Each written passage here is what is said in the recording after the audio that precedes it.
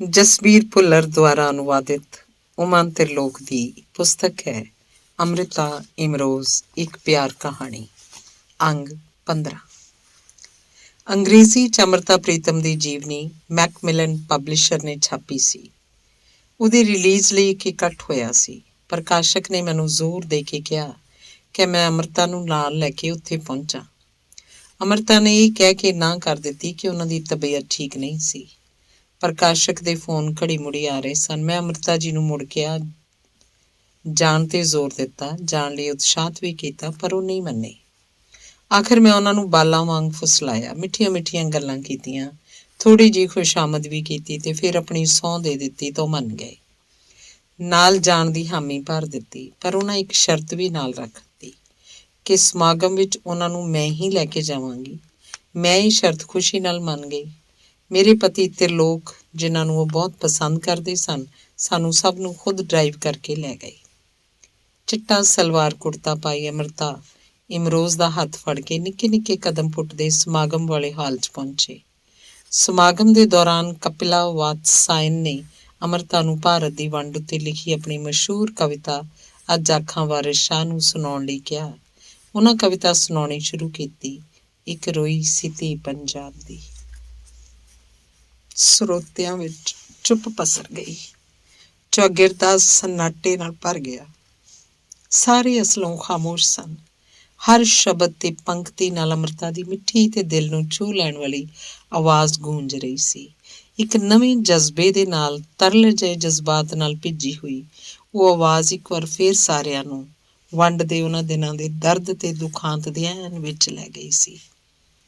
ਇਸ ਤਰ੍ਹਾਂ ਜਾਪਿਆ ਜਿਵੇਂ ਇਸ ਖਾਮੋਸ਼ ਰਹਿਣ ਵਾਲੀ ਨਾਜ਼ੁਕ ਜਿਹੀ ਅੰਮ੍ਰਿਤਾ ਦੇ ਦਿਲ 'ਚ ਹੁਣ ਤੱਕ ਵੀ ਇੱਕ ਜਵਾਲਾਮੁਖੀ ਧੁਖ ਰਿਹਾ ਸੀ। ਜਿਵੇਂ ਉਸ ਵਿੱਚ ਵਕਤ ਨੂੰ ਵੰਗਾਰਨ ਤੇ ਇਤਿਹਾਸ ਦੇ ਕੌੜੇ ਸੱਚ ਨੂੰ ਪੇਸ਼ ਕਰਨ ਦੀ ਤਾਕਤ ਹਾਲੇ ਵੀ ਸੀ। ਜਿੱਥੇ ਲੋਕਾਂ ਨੇ ਉਹਨਾਂ ਨੂੰ ਸਿਰ ਅੱਖਾਂ ਤੇ ਬਿਠਾਇਆ ਸੀ, ਉੱਥੇ ਉਹਨਾਂ ਲਈ ਬੁਰੇ ਸ਼ਬਦਾਂ ਦੀ ਵਰਤੋਂ ਵੀ ਕੀਤੀ ਸੀ, ਪਰ ਉਹਨਾਂ ਨੂੰ ਨਜ਼ਰਅੰਦਾਜ਼ ਕਦੇ ਨਹੀਂ ਸੀ ਕੀਤਾ। ਉਹਨਾਂ ਨੂੰ ਪੰਜਾਬ ਦੀ ਆਵਾਜ਼ ਕਿਹਾ ਗਿਆ ਸੀ, ਫਿਰ ਵੀ ਉਹਨਾਂ ਨੂੰ ਪੰਜਾਬ ਛੱਡਣਾ ਪਿਆ। ਇਹ ਕਿਹੋ ਜਿਹਾ ਵਿਅੰਗ ਸੀ। ਲੋਕਾਂ ਦੀ ਨਜ਼ਰ 'ਚ ਕਿੰਤੂ ਪਰੰਤੂ ਵਾਲੀਆਂ ਕਈ ਗੱਲਾਂ ਸਨ, ਕੁਝ ਸੱਚੀਆਂ ਤੇ ਕੁਝ ਮਨ ਘੜਤ। ਅੰਮ੍ਰਿਤਾ ਨੇ ਸਿੱਖ ਪਰਿਵਾਰ 'ਚ ਜਨਮ ਲਿਆ ਸੀ, ਪਰ ਉਹ ਵਾਲ ਕਟਵਾ ਕੇ ਨਿੱਕੇ ਨਿੱਕੇ ਰੱਖਦੇ ਸਨ, ਸਿਗਰਟ ਪੀਂਦੇ ਸਨ, ਕਦੀ ਕਦੀ ਡਰਿੰਕ ਵੀ ਲੈ ਲੈਂਦੇ ਸਨ। ਪਰ ਸ਼ਾਇਦ ਸਭ ਤੋਂ ਵੱਡੀ ਗੱਲ ਇਹ ਸੀ ਕਿ ਉਹ ਇੱਕ ਇਹੋ ਜਿਹੇ ਆਦਮੀ ਨਾਲ ਰਹਿੰਦੇ ਸਨ ਜੋ ਉਹਨਾਂ ਨਾਲ ਉਮਰੋਂ ਬਹੁਤ ਨਿੱਕਾ ਸੀ, ਜਿਹਨੂੰ ਉਹ ਪਿਆਰ ਕਰਦੇ ਸਨ, ਪਰ ਜਿਹਦੇ ਨਾਲ ਉਹਨਾਂ ਵਿਆਹ ਨਹੀਂ ਸੀ ਕੀਤਾ ਹੋਇਆ। ਜਿਨ੍ਹਾਂ ਲੋਕਾਂ ਨਾਲ ਅੰਮ੍ਰਿਤਾ ਦਾ ਕੋਈ ਲੈਣਾ ਦੇਣਾ ਨਹੀਂ ਸੀ, ਉਹਨਾਂ ਨੇ ਵੀ ਪਤਾ ਨਹੀਂ ਕਿਉਂ ਉਹਨਾਂ ਨੂੰ ਦੁੱਖ ਦਿੱਤਾ ਸੀ। ਅੰਮ੍ਰਿਤਾ ਜੀ ਦੀਆਂ ਕਿਤਾਬਾਂ ਵਿਕਦੀਆਂ ਸਨ ਤੇ ਖੂਬ ਵਿਕਦੀਆਂ ਸਨ।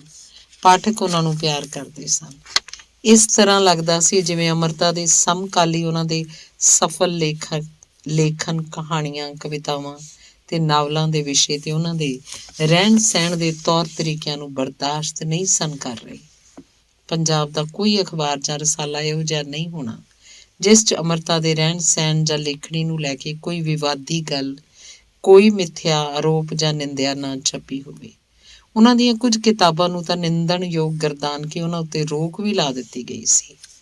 ਉਹਨਾਂ ਦੇ ਖੱਜਲ ਹੋਏ ਨਾਂ ਦੇ ਖਿਲਾਫ ਬਹੁਤ ਸਾਰੀਆਂ ਆਵਾਜ਼ਾਂ ਉੱਚੀਆਂ ਹੋਈਆਂ, ਪਰ ਇਮਰੋਜ਼ ਨੇ ਹਰ ਵੇਲੇ ਉਹਨਾਂ ਦਾ ਸਾਥ ਦਿੱਤਾ। ਹਰ ਚੰਗੇ ਮਾੜੇ ਵੇਲੇ ਉਹਨਾਂ ਦਾ ਹੱਥ ਮਜ਼ਬੂਤੀ ਨਾਲ ਫੜੀ ਰੱਖਿਆ ਤੇ ਹਰ ਤੱਤੀ ਵਾਹ ਤੋਂ ਉਹਨਾਂ ਨੂੰ ਬਚਾਉਂਦੇ ਰਹੇ। ਇਮਰੋਜ਼ ਦੇ ਸਾਥ ਵਿੱਚ ਅੰਮ੍ਰਿਤਾ ਆਪਣੇ ਆਪ ਨੂੰ ਸੁਰੱਖਿਅਤ ਅਤੇ ਸੁਰਖਰੂ ਮਹਿਸੂਸ ਕਰਦੇ ਹਨ, ਸੁਤੰਤਰ ਤੇ ਹਾਲਾਤ ਦੀ ਕੈਦ ਤੋਂ ਆਜ਼ਾਦ ਵੀ। ਇਮਰੋਜ਼ ਬਾਰੇ ਉਹ ਲਿਖਦੇ ਹਨ, ਮੈਂ ਤੇਰੇ ਬਾਰੇ ਪੂਰਨ ਜਾਂ ਸੰਪੂਰਨ ਵਰਗੇ ਸ਼ਬਦਾਂ ਦੀ ਵਰਤੋਂ ਨਹੀਂ ਕਰਾਂਗੀ, ਕਿਉਂਕਿ ਇਹ ਆਪਣੇ ਆਪ 'ਚ ਠਰੇ ਠਰੇ ਤੇ ਸਖਤ ਪ੍ਰਤੀਤ ਹੁੰਦੇ ਹਨ। ਇਹਨਾਂ ਤੋਂ ਮੈਨੂੰ ਕੰਬਣੀ ਛਿੜਦੀ ਹੈ। ਇਹਨਾਂ ਸ਼ਬਦਾਂ ਵਿੱਚੋਂ ਕੁਝ ਵਧਾਇਆ ਜਾਂ ਘਟਾਇਆ ਵੀ ਨਹੀਂ ਜਾ ਸਕਦਾ, ਪਰ ਮੇਰੇ ਸਾਥ ਵਿੱਚ ਤਾਂ ਬਹੁਤ ਸਹਿਜਤਾ ਨਾਲ ਕਹਿ ਸਕਦੀ ਹਾਂ ਪਰ ਤੇਰੇ ਸਾਥ ਵਿੱਚ ਤਾਂ ਬਹੁਤ ਸਹਿਜਤਾ ਨਾਲ ਕਹਿ ਸਕਦੀ ਹਾਂ ਕਿ ਮੇਰੇ ਵਜੂਦ ਦਾ ਹਰ ਸਾਹ ਤੇਰੇ ਕਾਰਨ ਹੈ, ਤੇਰੇ ਵਿੱਚੋਂ ਹੀ ਪੈਦਾ ਹੋਇਆ। ਮੈਂ ਇੱਥੇ ਪ੍ਰਦੇਸ਼ 'ਚ ਬੈਠੀ ਹੋਈ ਤੈਨੂੰ ਇਹ ਲਿਖਦਿਆਂ ਸੋਚ ਰਹੀ ਹਾਂ ਕਿ ਅੱਜ 15 ਅਗਸਤ ਹੈ, ਆਪਣੇ ਦੇਸ਼ ਦਾ ਸੁਤੰਤਰਤਾ ਦਿਵਸ। ਕੀ ਕਿਸੇ ਸ਼ਖਸੀਅਤ ਦੇ ਨਾਂ ਇਹ ਦਿਨ ਕੀਤਾ ਜਾ ਸਕਦਾ ਹੈ? ਮੈਂ ਤਾਂ ਇਹੀ ਕਹਾਂਗੀ ਕਿ ਤੂੰ ਹੀ ਮੇਰਾ 15 ਅਗਸਤ ਹੈ, ਕਿਉਂਕਿ ਤੇਰੇ ਨਾਲ ਹੀ ਮੁਕਤੀ ਮਿਲੀ ਹੈ ਮੇਰੀ ਮੈਂ ਨੂੰ। ਸ਼ਾਇਦ ਇਮਰੋਜ਼ ਜਾਣਦੇ ਸਨ ਕਿ ਅਮਰਤਾ ਨੂੰ ਉਹਨਾਂ ਦੀ ਸਹਾਇਤਾ ਚਾਹੀਦੀ ਸੀ। ਇਸੇ ਲਈ ਉਹ ਇੱਕ ਫੁਹਾਰੇ ਵਾਂਗੂ ਪਿਆਰ ਦੀ ਫੁਹਾਰ ਸੁੱਟਦੇ ਰਹਿੰਦੇ ਸਨ ਤੇ ਅਮਰਤਾ ਉਸ ਵਿੱਚ ਭਿੱਜਣ ਦਾ ਆਨੰਦ ਲੈਂਦੇ ਰਹਿੰਦੇ ਸਨ। ਇਮਰੋਜ਼ ਇੱਕ ਦਿਨ ਦੱਸਣ ਲੱਗ ਪਏ, ਇੱਕ ਵਾਰ ਅਸੀਂ ਕਾਰ 'ਚ ਮੱਧ ਪ੍ਰਦੇਸ਼ 'ਚੋਂ ਲੰਘ ਕੇ ਬੰਬਈ ਜਾ ਰਹੇ ਸਾਂ। ਮਹਾਰਾਸ਼ਟਰ ਦੀ ਹੱਦ ਉੱਤੇ ਸਾਨੂੰ ਪੁਲਿਸ ਨੇ ਰੋਕ ਲਿਆ। ਮਹਾਰਾਸ਼ਟਰ ਵਿੱਚ ਉਹਨੀ ਦਿਨੀ ਨਸ਼ਾਬੰਦੀ ਸੀ। ਪੁਲਿਸ ਨੇ ਇਹ ਜਾਂਚ ਕਰਨ ਲਈ ਸਾਨੂੰ ਰੋਕਿਆ ਸੀ ਕਿ ਕਿਧਰੇ ਸਾਡੇ ਨਾਲ ਕੋਈ ਸ਼ਰਾਬ ਵਗੈਰਾ ਤਾਂ ਨਹੀਂ ਹੈ। ਉਹ ਲੱਭਦੇ ਰਹੇ ਪਰ ਉਹਨਾਂ ਨੂੰ ਕੁਝ ਨਹੀਂ ਮਿਲਿਆ। ਪਰ ਉਹ ਇਹ ਵੀ ਨਹੀਂ ਜਾਣ ਸਕੇ ਕਿ ਸਾਨੂੰ ਨਸ਼ਾ ਇੱਕ ਦੂਜੇ ਦੇ ਸਾਥ ਕਰਕੇ ਸੀ, ਸ਼ਰਾਬ ਕਾਰਨ ਨਹੀਂ। ਉਹਨਾਂ ਨੂੰ ਕੌਣ ਪੁੱਛਦਾ ਕਿ ਕੀ ਉਹ ਸਾਡਾ ਨਸ਼ਾ ਉਤਾਰ ਸਕਦੇ ਸਨ। ਅਮਰਤਾ ਜਦੋਂ ਪੌਦਿਆਂ ਨੂੰ ਪਾਣੀ ਦਿੰਦੇ ਤਾਂ ਮਨੀ ਪਲਾਂਟ ਨੂੰ ਵੇਖ ਕੇ ਕਹਿੰਦੇ, ਵੇਖ ਇਹ ਕਿਸ ਤਰ੍ਹਾਂ ਵੇਲ ਵਾਂਗੂ ਵੱਧ ਰਿਹਾ ਹੈ। ਤੇ ਇਮਰੋਜ਼ ਜਵਾਬ ਦਿੰਦੇ, ਤੇਰੇ ਪਾਣੀ ਦੇਣ ਉੱਤੇ ਤਾਂ ਵਾਰਿਸ ਸ਼ਾਹ ਦੀਆਂ ਵੀ ਟਹਿਣੀਆਂ ਫੁੱਟ ਆਈਆਂ ਸੀ, ਇਹ ਤਾਂ ਵਿਚਾਰੀ ਵੇਲ ਹੀ ਹੈ। ਮੈਂ ਸੋਚ ਰਹੀ ਸਾਂ, ਸਮਾਜ ਬਦਲਾਵ ਦੀ ਗੱਲ ਤਾਂ ਕਰਦਾ ਹੈ, ਪਰ ਜਦੋਂ ਬਦਲਾਵ ਆਉਂਦਾ ਤਾਂ ਉਹ ਤੋਂ ਡਰਦਾ ਹੈ, ਉਹਦਾ ਵਿਰੋਧ ਕਰਦਾ ਹੈ, ਉਹਦੇ ਵਿਰੋਧ ਵਿੱਚ ਮੋਰਚਾਬੰਦੀ ਕਰਦਾ ਹੈ। ਅਮਰਤਾ ਤੇ ਇਮਰੋਜ਼ ਨੇ ਇੱਕ ਨਵੇਂ ਸਮਾਜਿਕ ਪ੍ਰਬੰਧ ਦੀ ਬੁਨਿਆਦ ਰੱਖੀ ਹੈ। ਉਹਨਾਂ ਰਿਸ਼ਤਿਆਂ ਨੂੰ ਇੱਕ ਨਵੀਂ ਜ਼ੁਬਾਨ ਦਿੱਤੀ ਹੈ, ਆਪਣੀ ਸੋਚ ਵਿੱਚ ਵੀ ਤੇ ਆਪਣੇ ਜੀਵਨ ਵਿੱਚ ਵੀ। ਅੰਗ 16ਵਾਂ। ਮੇਰੀ ਧੀ Saumya London school of economics ਤੋਂ MSc ਕਰਨ ਤੋਂ ਪਿੱਛੋਂ ਕੁਝ ਦਿਨਾਂ ਲਈ ਆਈ ਹੋਈ ਸੀ। ਉਹਨੇ ਛੇਤੀ ਆਪਣੀ PhD ਲਈ ਮੈਨਚੈਸਟਰ ਦੇ ਬਿਜ਼ਨਸ ਸਕੂਲ ਜਾਣਾ ਸੀ। ਉਹਦੀ ਪੜ੍ਹਾਈ ਦਾ ਖਰਚ ਉਹ ਬੈਂਕ ਆਫ UK ਨੇ ਦੇਣਾ ਸੀ। ਉਹਨੇ ਇੱਕ ਬੜੇ ਔਖੇ ਕੌਮਾਂਤਰੀ ਮੁਕਾਬਲੇ 'ਚ ਇੱਕ ਵਜ਼ੀਫਾ ਜਿੱਤਿਆ ਸੀ। ਉਨੀ ਦਿਨੀ ਮੈਂ ਸੌਮਿਆ ਦੇ ਨਾਲ ਵੱਧ ਤੋਂ ਵੱਧ ਵਕਤ ਕੱਟਣਾ ਚਾਹੁੰਦੀ ਸੀ ਤੇ ਅਮਰਤਾ ਦੀ ਹੀਲਿੰਗ ਵੀ ਜਾਰੀ ਰੱਖਣਾ ਚਾਹੁੰਦੀ ਸੀ। ਇੱਕ ਦੁਪਹਿਰ ਮੈਂ ਤੇ ਸੌਮਿਆ ਦੋਵੇਂ ਅਮਰਤਾ ਨੂੰ ਮਿਲਣ ਗਏ। ਅਮਰਤਾ ਉਹਨੂੰ ਬਹੁਤ ਪਿਆਰ ਨਾਲ ਮਿਲੇ। ਇੱਕ ਹੋਣਹਾਰ ਧੀ ਦੀ ਮਾਂ ਹੋਣ ਕਰਕੇ ਉਹਨਾਂ ਮੈਨੂੰ ਵਧਾਈ ਵੀ ਦਿੱਤੀ। ਅਮ੍ਰਿਤਾ ਕਾਬਲੀਅਤ ਦੇ ਕਦਰਦਾਨ ਸਨ। ਉਹਨਾਂ ਸੌਮਿਆ ਨੂੰ ਕੋਲ ਸੱਦਿਆ ਤੇ ਸਾਹਮਣੇ ਵਾਲੀ ਅਲਮਾਰੀ ਖੋਲ੍ਹ ਕੇ ਉਸ ਵਿੱਚੋਂ ਇੱਕ ਬੈਗ ਕੱਢਣ ਲਈ ਆਖਿਆ। ਅਮਰਤਾ ਨੇ ਬੈਗ ਖੋਲ੍ਹ ਕੇ ਉਸ ਵਿੱਚ ਇੱਕ ਬਟੂਆ ਕੱਢਿਆ ਤੇ ਸੌਮਿਆ ਨੂੰ ਦਿੰਦਿਆਂ ਬੋਲੇ, ਇਹ ਮੈਂ ਤੇਰੇ ਲਈ ਰੱਖਿਆ, ਇਹਨੂੰ ਤੂੰ UK ਲੈ ਜਾਵੀਂ, ਤੇਰਾ ਕੰਮ ਆਏਗਾ, ਹੈਂਡੀ ਹੈ। ਸੌਮਿਆ ਨੇ ਮੇਰੇ ਵੱਲ ਵੇਖਿਆ ਤੇ ਫਿਰ ਉਹਨਾਂ ਵੱਲ, ਫਿਰ ਬਟੂਏ ਨੂੰ ਹੱਥ ਵਿੱਚ ਲੈ ਕੇ ਸੀਨੇ ਨਾਲ ਲਾਇਆ ਤੇ ਭਾਵੁਕਤਾ ਨਾਲ ਅਮਰਤਾ ਦੇ ਪੈਰ ਛੂਹ ਕੇ ਆਸ਼ੀਰਵਾਦ ਮੰਗਿਆ। ਅਮਰਤਾ ਜੀ ਨੇ ਮੋਹ ਨਾਲ ਉਹਦੇ ਦੋਵੇਂ ਹੱਥ ਫੜ ਲਏ ਤੇ ਆਪਣੇ ਕੋਲ ਬਿਠਾਉਂਦਿਆਂ ਬੋਲੇ, ਬਹੁਤ ਪਿਆਰੀ ਬੱਚੀ ਹੈ। ਸੌਮਿਆ ਮੁਸਕਰਾਉਣ ਲੱਗ ਪਈ। ਇਹ ਤੇਰਾ ਕਹਿਣਾ ਮੰਨਦੀ ਹੈ ਜਾਂ ਨਹੀਂ? ਅਮਰਤਾ ਜੀ ਨੇ ਹੱਸਦਿਆਂ ਹੋਇਆਂ ਮੈਨੂੰ ਪੁੱਛਿਆ। ਕਦੀ ਮੈਂ ਇਹਦਾ ਕਹਿਣਾ ਮੰਨ ਲੈਂਦੀ ਹਾਂ ਤੇ ਕਦੀ ਇਹ ਮੇਰਾ, ਮੈਂ ਹੱਸਦਿਆਂ ਹੋਇਆਂ ਕਿਹਾ। ਖਾਸ ਕਰਕੇ ਜਦੋਂ ਮੇਰੀ ਮਾਂ ਵਾਂਗੂ ਮੇਰੇ ਨਾਲ ਵਰਤਦੀ ਹੈ, ਉਦੋਂ ਮੈਂ ਹੀ ਇਹਦਾ ਕਹਿਣਾ ਮੰਨ ਲੈਂਦੀ ਹਾਂ। ਸਾਰੇ ਹੱਸਣ ਲੱਗ ਪਏ। ਇਹ ਜ਼ਿੱਦੀ ਹੈ? ਹਾਂ, ਕਈ ਵਾਰ ਮੈਂ ਇਹਦੀ ਜ਼ਿੱਦ ਪੂਰੀ ਹੋਣ ਦਿੰਦੀ ਹਾਂ। ਮੈਂ ਕਿਹਾ, ਮੈਂ ਕਿਸੇ ਕੰਮ ਲਈ ਇਹਨੂੰ ਰੋਕਦੀ ਟੋਕਦੀ ਨਹੀਂ। ਹਾਂ, ਆਪਣੇ ਨਜ਼ਰੀਏ ਬਾਰੇ ਵੀ ਉਹਨੂੰ ਦੱਸ ਦਿੰਦੀ ਹਾਂ। ਤੇ ਸੌਮਿਆ, ਤੂੰ ਕੀ ਕਹਿੰਦੀ ਹੈ ਇਸ ਬਾਰੇ? ਉਹਨਾਂ ਪੁੱਛਿਆ। ਮੇਰੇ ਖਿਆਲ 'ਚ ਮੈਂ ਜ਼ਿੱਦੀ ਨਹੀਂ ਹਾਂ, ਫਿਰ ਵੀ ਆਪਣੀ ਗੱਲ ਮਨਵਾਉਣਾ ਪਸੰਦ ਕਰਦੀ ਹਾਂ, ਉਹਨਾਂ ਕਿਹਾ ਤਾਂ ਸਾਰੇ ਇੱਕ ਵਾਰ ਫੇਰ ਹੱਸ ਪਏ।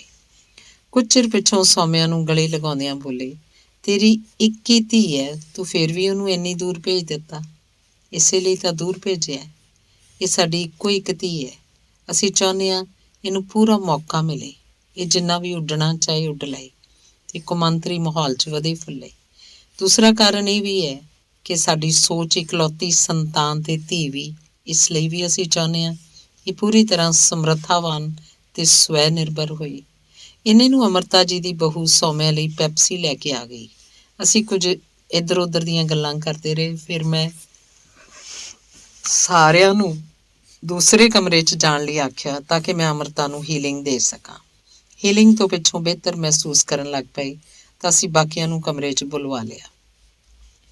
ਸੌਮਿਆ ਦੀਆਂ ਬਾਹਾਂ 'ਚ ਹੱਥ ਪਾ ਕੇ ਅਮਰਤਾ ਬੋਲੇ, ਸੌਮਿਆ, ਤੈਨੂੰ ਘਰ ਦੀ ਯਾਦ ਨਹੀਂ ਆਉਂਦੀ? ਜੀ ਆਉਂਦੀ ਤਾਂ ਹੈ, ਪਰ ਕੀ ਕੀਤਾ ਜਾ ਸਕਦਾ, ਉੱਥੇ ਰਹਿ ਕੇ ਕੰਮ ਤਾਂ ਕਰਨਾ ਹੀ ਪਊ, ਹੈ ਨਾ? ਉਹ ਬੋਲੀ। ਤੂੰ ਇਹਦੇ ਵਿਆਹ ਬਾਰੇ ਕੀ ਸੋਚਿਆ? ਮੈਂ ਸੋਚਦੀ ਹਾਂ ਆਪਣੀਆਂ ਧੀਆਂ ਨੂੰ ਸਾਨੂੰ ਇੰਨਾ ਕੁ ਮੌਕਾ ਤਾਂ ਦੇਣਾ ਹੀ ਚਾਹੀਦਾ ਹੈ ਕਿ ਪਹਿਲਾਂ ਆਪਣੇ ਆਪ ਨੂੰ ਪਛਾਣ ਸਕਣ, ਉਸ ਤੋਂ ਪਿੱਛੋਂ ਯਕੀਨਨ ਆਪਣੇ ਜੀਵਨ ਸਾਥੀ ਨੂੰ ਵੀ ਪਛਾਣ ਲੈਣਗੀਆਂ। ਇਹ ਮੇਰਾ ਵਿਸ਼ਵਾਸ ਹੈ, ਮੈਂ ਕਿਹਾ। ਉਹਨਾਂ ਸੌਮਿਆ ਵੱਲ ਵੇਖਦਿਆਂ ਪੁੱਛਿਆ, ਤੂੰ ਆਪਣੇ ਵਿਆਹ ਬਾਰੇ ਕੀ ਸੋਚਦੀ ਹੈ? ਮੈਂ ਪਹਿਲੋਂ ਆਪਣੇ ਪੈਰਾਂ ਉੱਤੇ ਖੜਾ ਹੋਣਾ ਚਾਹੁੰਦੀ ਹਾਂ। ਮੈਂ ਆਪਣੇ ਕਿੱਤੇ 'ਚ ਕਾਬਲ ਤੇ ਆਰਥਿਕ ਰੂਪ 'ਚ ਆਜ਼ਾਦ ਹੋਣਾ ਚਾਹੁੰਦੀ ਹਾਂ। ਉਹ ਬੋਲੀ, ਅੱਜ ਕੱਲ੍ਹ ਅਨੁਭਵ ਤੇ ਮੁੱਲ ਦੋਵੇਂ ਬਦਲ ਰਹੇ ਨੇ। ਕੁੜੀਆਂ ਨੂੰ ਨਵੇਂ ਖੇਤਰਾਂ 'ਚ ਜਾਣ ਦੇ ਮੌਕੇ ਮਿਲ ਰਹੇ ਨੇ। ਉਹਨਾਂ ਨੂੰ ਆਪਣੀ ਕਾਬਲੀਅਤ ਨੂੰ ਉਭਾਰਨ ਲਈ ਪੂਰੀਆਂ ਸਹੂਲਤਾਂ ਮੁਹੱਈਆ ਨੇ, ਜਿਹੜੀਆਂ ਸਾਡੇ ਸਮੇਂ 'ਚ ਨਹੀਂ ਸਨ, ਅਮਰਤਾ ਕਹਿ ਰਹੇ ਸਨ। ਉਹਨਾਂ ਦੀ ਗੱਲ ਦਾ ਹੁੰਗਾਰਾ ਭਰਦਿਆਂ ਮੈਂ ਕਿਹਾ, ਜੀ ਹਾਂ, ਸਾਨੂੰ ਇਹਨਾਂ ਦੇ ਜ਼ਿਹਨ ਦੇ ਜਗਿਆਸਾ ਦੀ ਅੱਗ ਨੂੰ ਬੁਝਣ ਨਹੀਂ ਦੇਣਾ ਚਾਹੀਦਾ, ਤਾਂ ਕਿ ਬਿਨਾਂ ਕਿਸੇ ਡਰ ਜਾਂ ਪੂਰਵ ਧਾਰਨਾ ਦੇ ਖੁਦ ਨੂੰ ਜਾਣ ਸਕਣ ਤੇ ਜਗਿਆਸਾ ਨੂੰ ਖੁੱਲ੍ਹ ਕੇ ਸਾਹਮਣੇ ਵੀ ਲਿਆ ਸਕਣ। ਅਮਰਤਾ ਮੁਸਕਰਾਏ ਤੇ ਬੋਲੀ, ਹਾਂ, ਮੇਰਾ ਵੀ ਇਹੋ ਮੰਨਣਾ ਹੈ। ਮੇਰਾ ਖਿਆਲ ਹੈ ਕਿ ਆਪਣੇ ਪੈਰਾਂ ਉੱਤੇ ਖੜੇ ਹੋਣ ਲਈ ਤਾਲੀਮ ਹੀ ਇੱਕੋ ਇੱਕ ਜ਼ਰੀਆ ਹੈ, ਵਰਨਾ ਇਹ ਕੀ ਹਾਸਲ ਕਰ ਸਕਣਗੀਆਂ ਜੇ ਇਹਨਾਂ ਨੂੰ ਪਤਾ ਹੀ ਨਹੀਂ ਹੋਊ ਕਿ ਉਹ ਲੱਭ ਕੀ ਰਹੀਆਂ ਨੇ। ਮੈਂ ਹਮੇਸ਼ਾ ਆਖਿਆ ਹੈ ਕਿ ਔਰਤਾਂ ਦਾ ਆਜ਼ਾਦ ਹੋਣਾ ਤੇ ਆਪਣੇ ਪੈਰਾਂ ਉੱਤੇ ਖੜੇ ਹੋਣਾ ਜ਼ਰੂਰੀ ਹੈ। ਉਹਦੇ ਲਈ ਲੜਾਈ ਔਰਤ ਨੂੰ ਖੁਦ ਹੀ ਲੜਨੀ ਪਏਗੀ। ਜੇ ਉਹਨਾਂ ਆਜ਼ਾਦ ਹੋਣਾ ਹੈ ਤਾਂ ਉਹਨਾਂ ਨੂੰ ਖੁਦ ਕੋਸ਼ਿਸ਼ ਕਰਨੀ ਪਏਗੀ।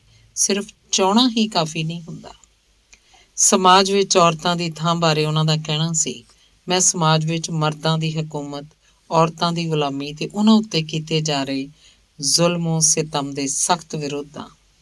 ਆਪਣੀ ਮਿਸਾਲ ਦਿੰਦਿਆਂ ਉਹ ਬੋਲੇ, ਮੈਂ ਆਪਣੇ ਜੀਵਨ 'ਚ ਆਪਣੀ ਰੋਜ਼ੀ ਰੋਟੀ ਖੁਦ ਕਮਾਈ ਹੈ।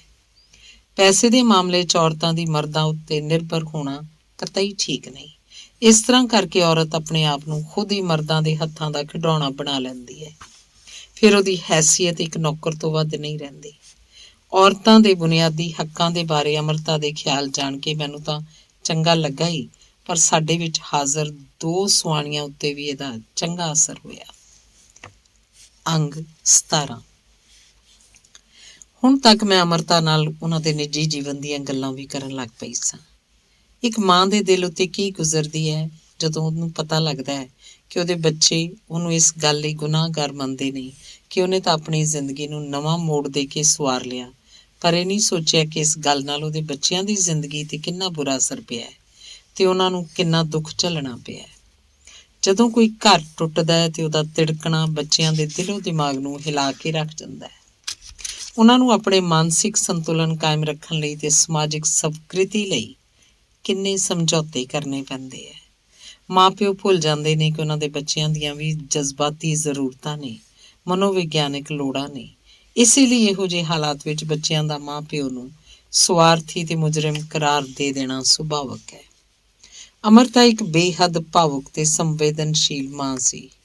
ਉਹਨਾਂ ਨੇ ਆਪਣੇ ਬੱਚਿਆਂ ਦੇ ਦਰਦ ਨੂੰ ਖੁਦ ਝੱਲਿਆ ਸੀ, ਪਰ ਆਪਣੇ ਮਨ ਦੇ ਦਰਦ ਨੂੰ ਅੰਦਰ ਹੀ ਲੁਕਾ ਕੇ ਰੱਖਿਆ। ਉਹਨਾਂ ਆਪਣੇ ਬੱਚਿਆਂ ਦਾ ਪਾਲਣ ਪੋਸ਼ਣ ਬੜੇ ਲਾਡ ਪਿਆਰ ਨਾਲ ਕੀਤਾ। ਉਹ ਆਪਣੇ ਘਰ ਨੂੰ ਆਮ ਘਰਾਂ ਵਰਗਾ ਤਾਂ ਨਹੀਂ ਬਣਾ ਸਕੇ, ਜਿੱਥੇ ਮਾਤਾ ਪਿਤਾ ਆਪੋ ਆਪਣੀ ਭੂਮਿਕਾ ਨਿਭਾਉਂਦੇ ਨੇ। ਉਹਨਾਂ ਖੁਦ ਦੋਵੇਂ ਭੂਮਿਕਾਵਾਂ ਬਾਖੂਬੀ ਨਿਭਾਈਆਂ। ਉਹਨਾਂ ਨੂੰ ਬੱਚਿਆਂ ਨੂੰ ਇਹ ਵੀ ਸਮਝਾਉਣਾ ਪਿਆ ਕਿ ਇੱਕ ਦੁਖੀ ਤੇ ਪੀੜਤ ਮਾਂ ਆਪਣੇ ਬੱਚਿਆਂ ਨੂੰ ਉਹੀ ਦੇ ਸਕੇਗੀ ਜੋ ਉਹਦੇ ਕੋਲ ਹੋਏਗਾ। ਉਹਨਾਂ ਨੂੰ ਮੋਹ ਪਿਆਰ ਤੇ ਮਮਤਾ ਦੇਣ ਲਈ ਉਹਦੇ ਆਪਣੇ ਜੀਵਨ ਵਿੱਚ ਵੀ ਇਹ ਸਭ ਕੁਝ ਹੋਣਾ ਜ਼ਰੂਰੀ ਹੈ। ਸੁੱਕੇ ਝਰਨੇ ਤੋਂ ਬੁਛਾੜ ਕਿਵੇਂ ਝਰ ਸਕਦੀ ਹੈ। ਅੰਮ੍ਰਿਤਾ ਇੱਕ ਮਮਤਾਮਈ ਮਾਂ ਸੀ। ਉਹਨਾਂ ਨੇ ਬੜੀ ਮੁਸ਼ਕਲ, ਮਿਹਨਤ ਅਤੇ ਇਮਾਨਦਾਰੀ ਨਾਲ ਧਨ ਕਮਾਇਆ। ਆਪਣੇ ਬੱਚਿਆਂ ਉੱਤੇ ਉਹਨਾਂ ਹਮੇਸ਼ਾ ਖੁੱਲ੍ਹੇ ਦਿਲ ਨਾਲ ਖਰਚ ਕੀਤਾ। ਆਰਕੀਟੈਕਚਰ ਦੀ ਪੜ੍ਹਾਈ ਪੂਰੀ ਕਰਨ ਤੋਂ ਬਾਅਦ ਜਦੋਂ ਉਹਨਾਂ ਦੇ ਬੇਟੇ ਨੇ ਛੁੱਟੀ ਮਨਾਉਣ ਲਈ ਯੂਰਪ ਜਾਣ ਦੀ ਇੱਛਾ ਪ੍ਰਗਟ ਕੀਤੀ ਤਾਂ ਅੰਮ੍ਰਿਤਾ ਨੇ ਤੁਰੰਤ ਸਾਰਾ ਪ੍ਰਬੰਧ ਕਰ ਦਿੱਤਾ। ਇੱਕ ਵਾਰ ਵੀ ਨਾ ਸੋਚਿਆ ਕਿ ਇੰਨਾ ਪੈਸਾ ਕਿਉਂ ਖਰਚ ਕੀਤਾ ਜਾਏ। ਉਹ ਕਹਿੰਦੇ ਸਨ ਕਿ ਮੈਂ ਆਪਣੇ ਬੱਚਿਆਂ ਨੂੰ ਜ਼ਿਆਦਾ ਤੋਂ ਜ਼ਿਆਦਾ ਖੁਸ਼ੀ ਦੇਣੀ ਚਾਹੁੰਦੀ ਹਾਂ। ਬੱਚਿਆਂ ਦਾ ਪਾਲਣ ਪੋਸ਼ਣ ਕਰਦਿਆਂ ਅਮਰਤਾ ਦੇ ਹਾਲਾਤ ਬਹੁਤ ਚੰਗੇ ਨਹੀਂ ਸਨ। ਉਹਨਾਂ ਨੇ ਬੜਾ ਔਖਾ ਵੇਲਾ ਲੰਘਾਇਆ ਸੀ।